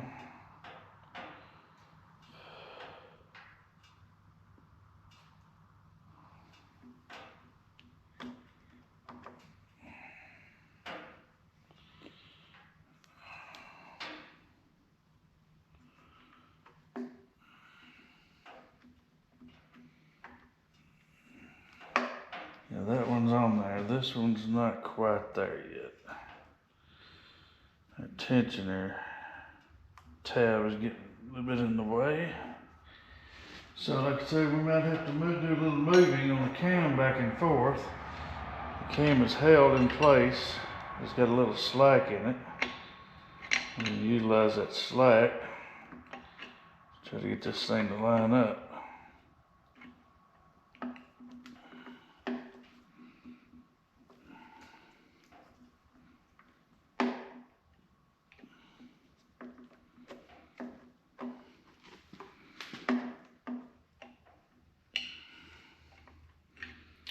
You have to rotate this one just a tad. Let's go the other extreme way. Let's see if she'll line up now. Yeah, there she goes. Now it just pops on just like that. Now we're going to secure those on there from falling off. We're working on the other side with our phaser bolts. Phaser bolts are pretty much a mandatory item to replace. You bust them loose, you go ahead and replace them. There's two different lengths. I'm going to put these in here just to make sure they don't fall out.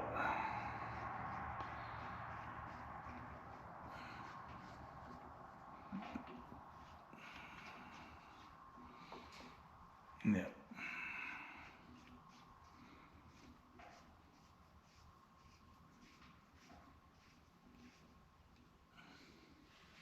Now we're going to do the other side the exact same way. So when you have them together,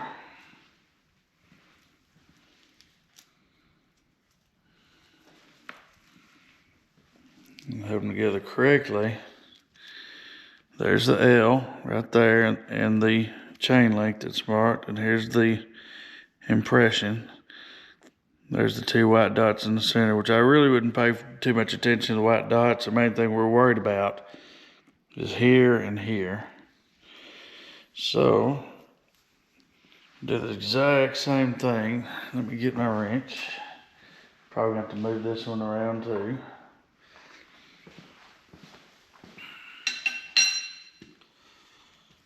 Line up the pins with the sprocket.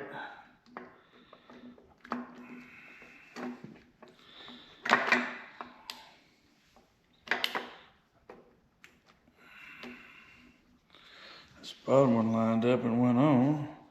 What's keeping us out is this pull pin for the tensioner. Yep, she went right on there. So, let's do a little moving of the camshaft. Let's see if we can get it to cooperate and go on.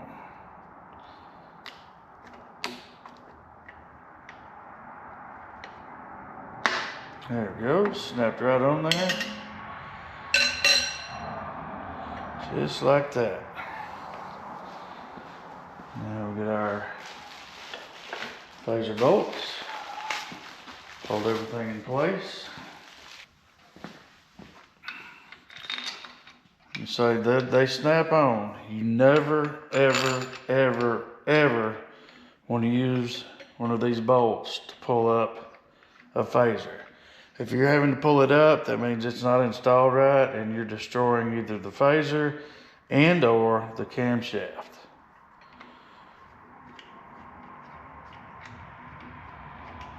You mess up those pins, your camshaft's done. You'll have to order a complete new one to start a lot of this process over again. All right, now we got all 4 phasers installed. Up next, we're gonna pull the tensioner tabs out by pushing down, pull the tab. That will release the tensioner. Like that. Probably should have done that before we put the phasers on, but it worked. And now we have tension on the chains. Next, we're going to torque. They're going to be 30 foot-pounds.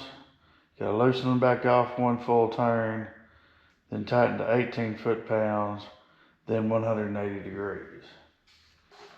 So,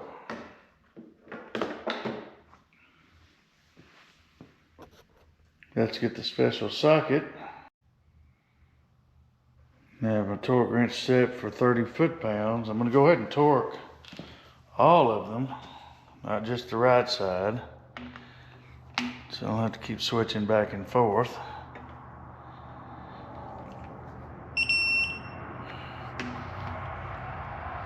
Now, one tip, when you're torquing these, you never want to use the phaser to hold everything still. In fact, you don't ever want to touch the phaser. All you're worried about is the bolt. Your tools back here will hold the phaser where it's supposed to be. Or hold the camshaft to hold the phaser while you're tightening. Now we're going to back these off and go all the way to 0.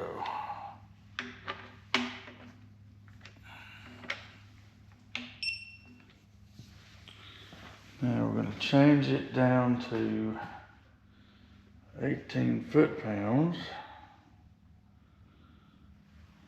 Do our torquing again. All right.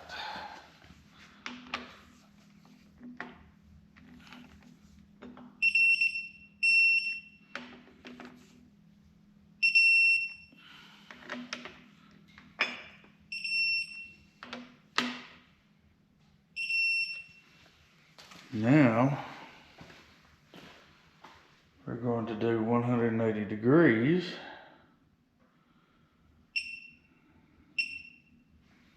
Okay, we're set.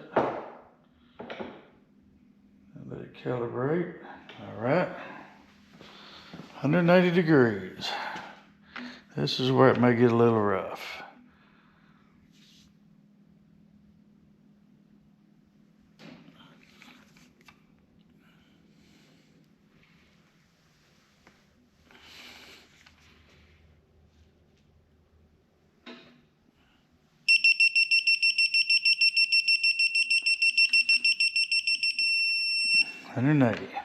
Reset. It's about 130 foot-pounds.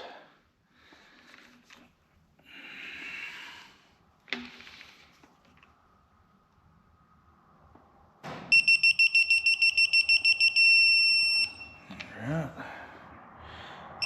Reset.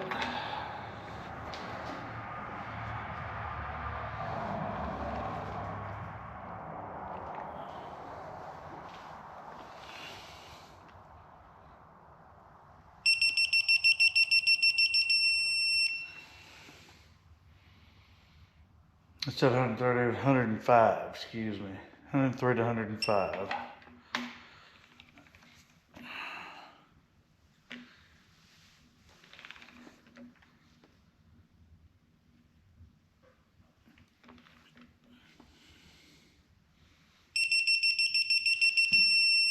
All right, our phasers are now installed and torqued. Now we're going to install the upper left guide. Just slides over that pin. And you put the screw in it, bolt. And we're going to tighten it down to 89 inch-pounds.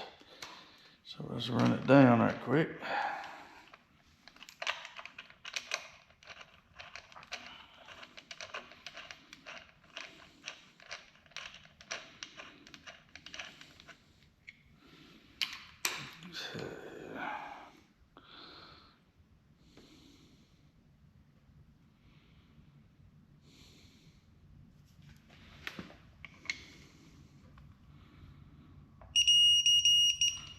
Alright, got that installed.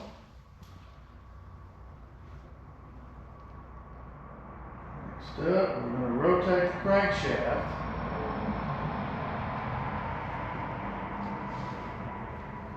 The dial should be at approximately 11 o'clock. So, let's go ahead and rotate it. Let's call that about 11 o'clock. Now we're going to take our timing gear for the crankshaft and we're going to just slide it on the shaft. The slot lines up with the dowel. Make sure your timing marks are on the outside. Then next we're going to install the timing chain. The timing chain has several marks on it. This mark goes towards the crankshaft. This goes up to the right side phasers. This gold one is for the left side phasers. There's a little bit of a trick to get this in here. Kind of put that in first, then you're gonna turn the chain. And I like to try to line this stuff up as I'm going. So I've got that mark lined up.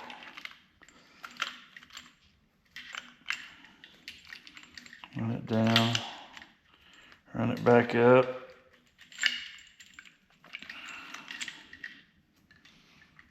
Up and over.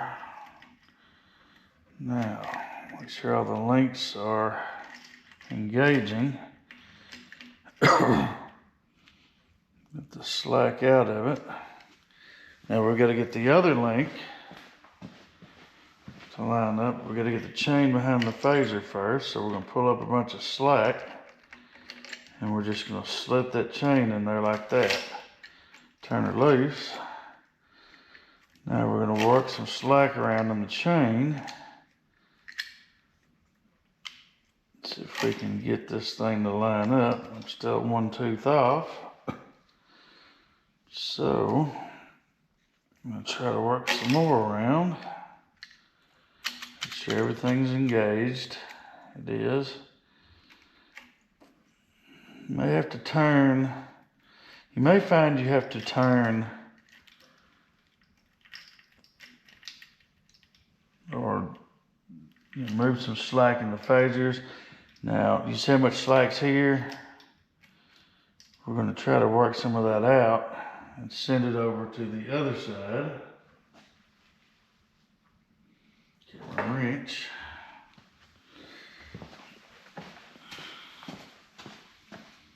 See if we get any kind of turn whatsoever out of it. When they don't force it, we're just going to get a little bit of a turn. All right, we got just a slight bit. Let's see if that was enough.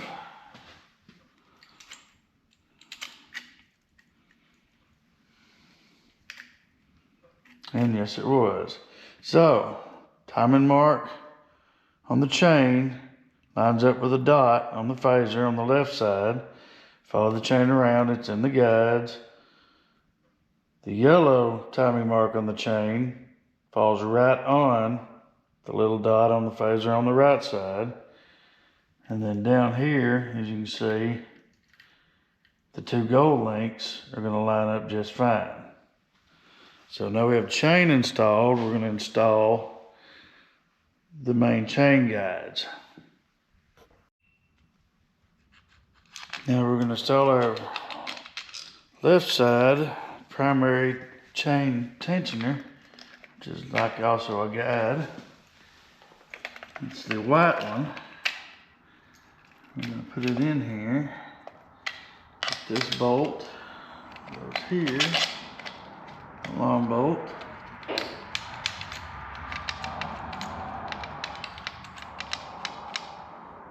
Short bolt goes here.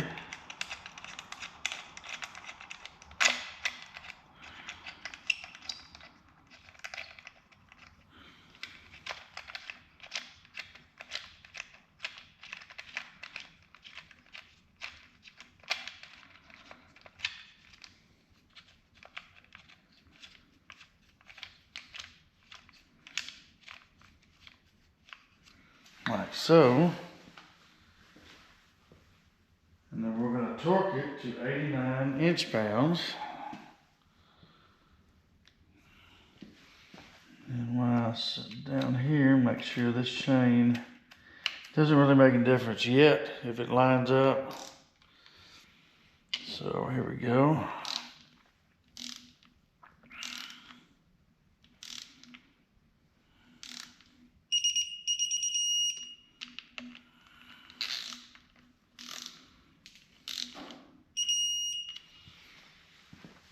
Okay, those are torqued.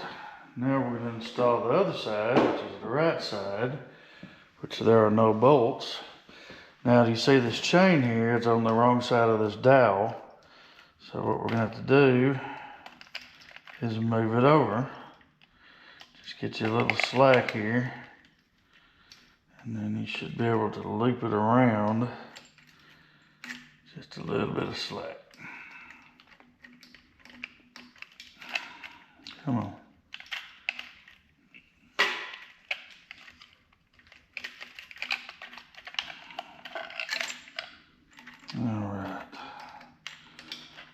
take what we got, we're going to loop it around to the other side. Now we'll put our chain back on, lining up our marks again.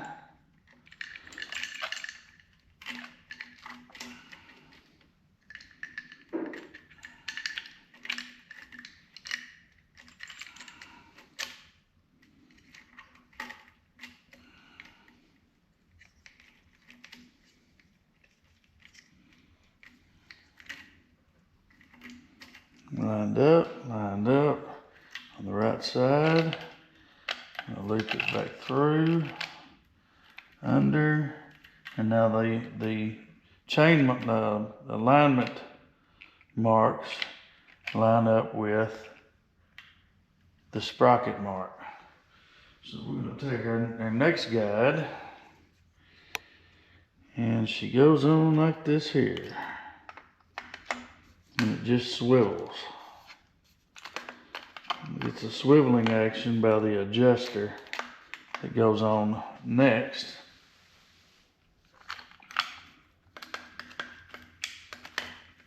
Swivels on this pin here.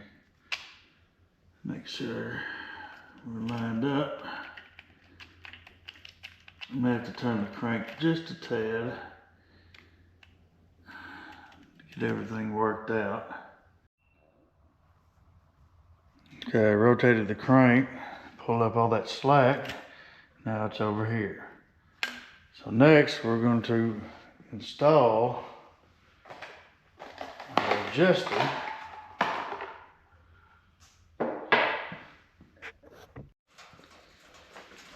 Now here's the adjuster. It's got a pull pin on it. What happens, you pull that pin, this piston will kick out and adjust the chain automatically. This is what keeps tension as the chain wears out, guides or whatever wears out. And sometimes this is one of the old ones, but I just had another truck with one of these metal ones on it. It's supposed to be the upgraded version, and it had jammed for what I believe to be a result of a dirty engine full of sludge. When it jammed up, it couldn't tension anymore, and it couldn't tension. Chain dropped down and jumped time at the crankshaft.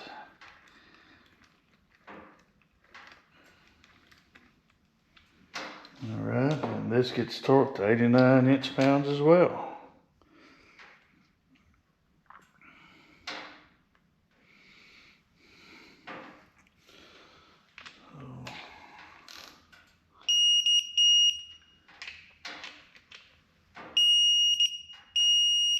All right, we have the tensioner installed. Got all the timing components installed on the front. Verify our marks are still where they're supposed to be. Verify these two gold, I say gold copper.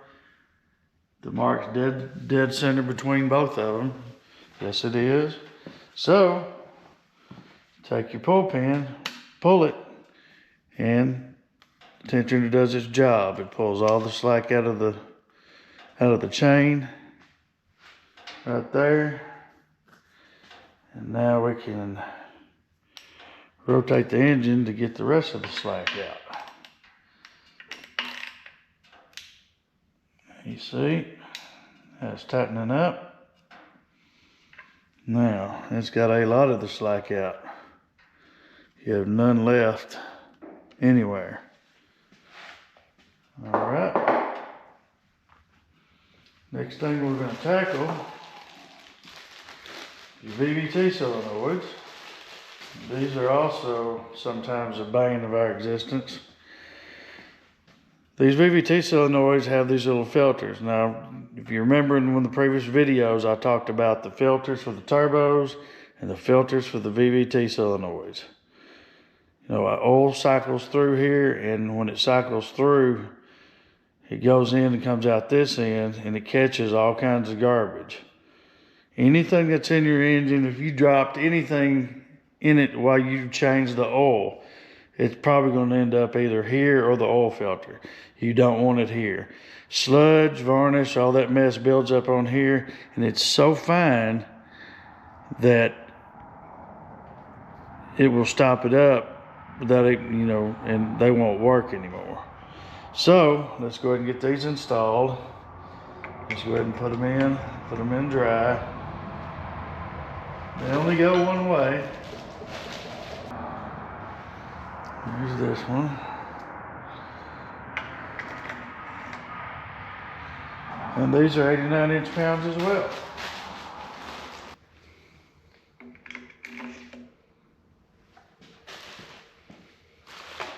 A lot of times you hear clicking, the phasers are blamed 9 times out of 10. A lot of times it's because that's what people hear. That's not always the case. I've had these where they were stopped up or didn't work correctly or were not working correctly. When I went in the engine, I changed these out first thing, put it back together, solved the problem. Now I'm installing these bolts. Let me tell you my experience with VVT solenoids. And you learn the hard way when you're trying to save money or time. On my 13 FX4,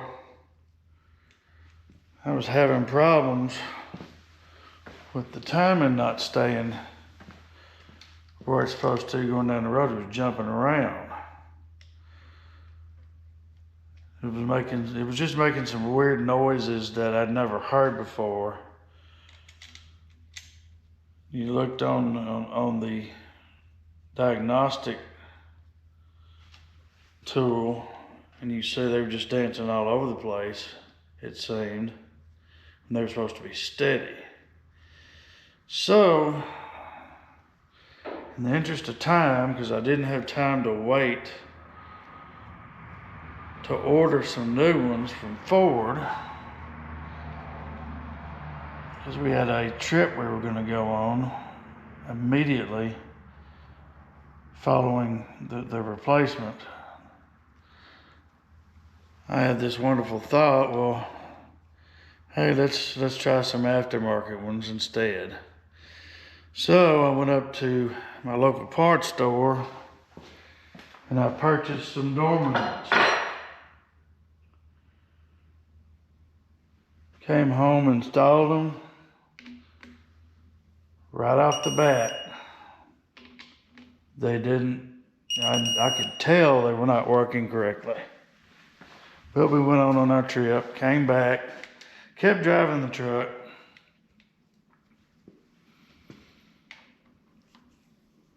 And it just got to where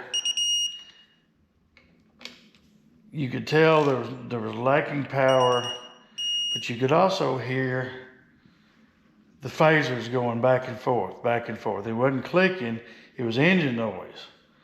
You could tell that the Dorman VVT solenoids were not working correctly because you got a noise similar to a wom wom wom wom wom wom going down the road. You know, you can't ignore it. There's no way you could ignore the noise. It was so pronounced. It was going through the exhaust. And just everywhere I went, wom, wom, wom, wom, wom, wom.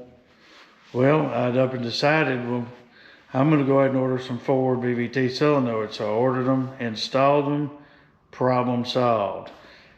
I cannot tell you how far I threw those brand new Dorman VVT solenoids. Couldn't get my money back on them. But that just goes to show you, on these engines in particular, in my experience, do not install anything that is not a Ford product on these engines or you will be sorry. And 2 bolts, we almost forgot. The last 2 head bolts, there's one here, which is 8mm M6 bolt. Then you've got one here as well. It's not too late to put it in.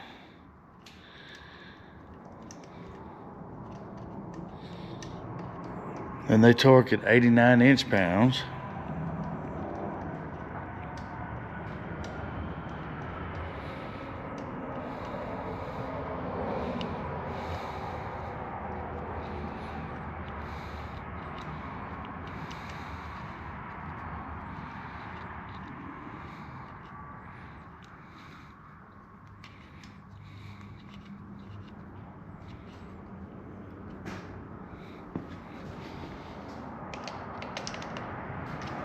Smaller socket.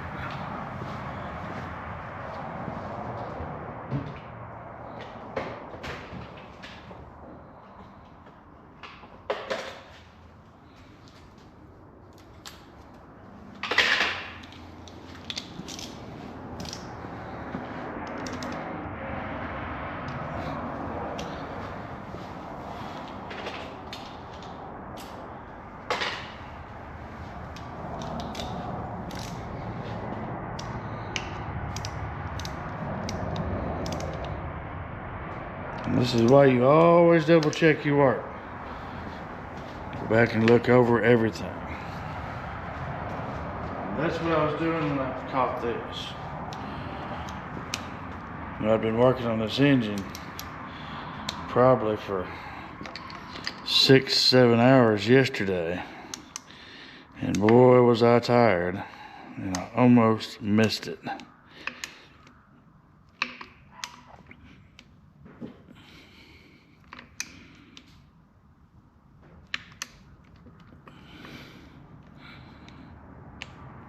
There we go. Now the last thing we need to do is we need to pull out our tools here. So we're gonna work these cams back and forth a little bit, try to get our tool out. There's one. See if that other one will come right out. There it comes. And then finally, we've got to reinstall our oil lines in the head. So, let's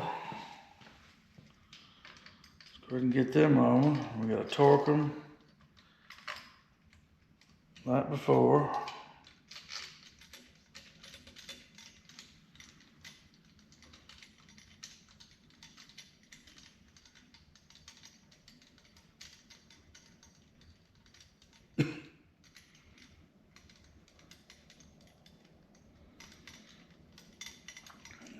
Run down real quick.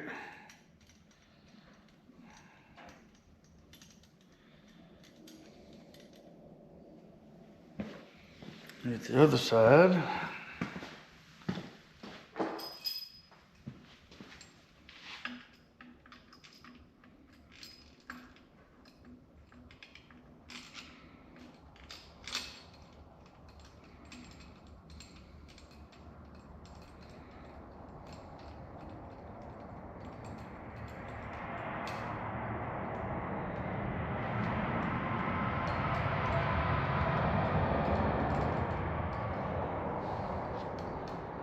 Oh, long-winded bolts.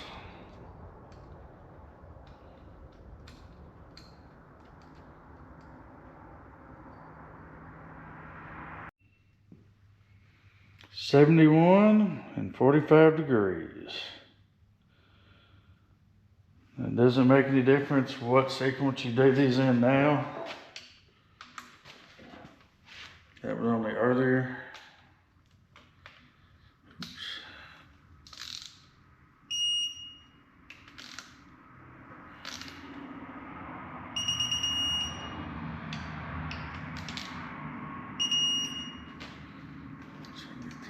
Here.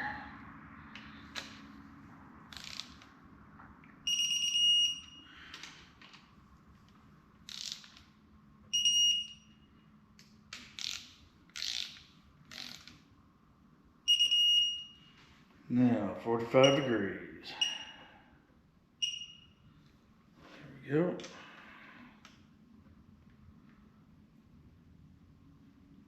Uh-oh. calibration came on, so I'm going to have to back that off and hit 45 degrees again. This one doesn't tell you when it goes to calibrate. If you don't pay attention, it'll get you. All right, try it again. All right, 45 degrees, here we go.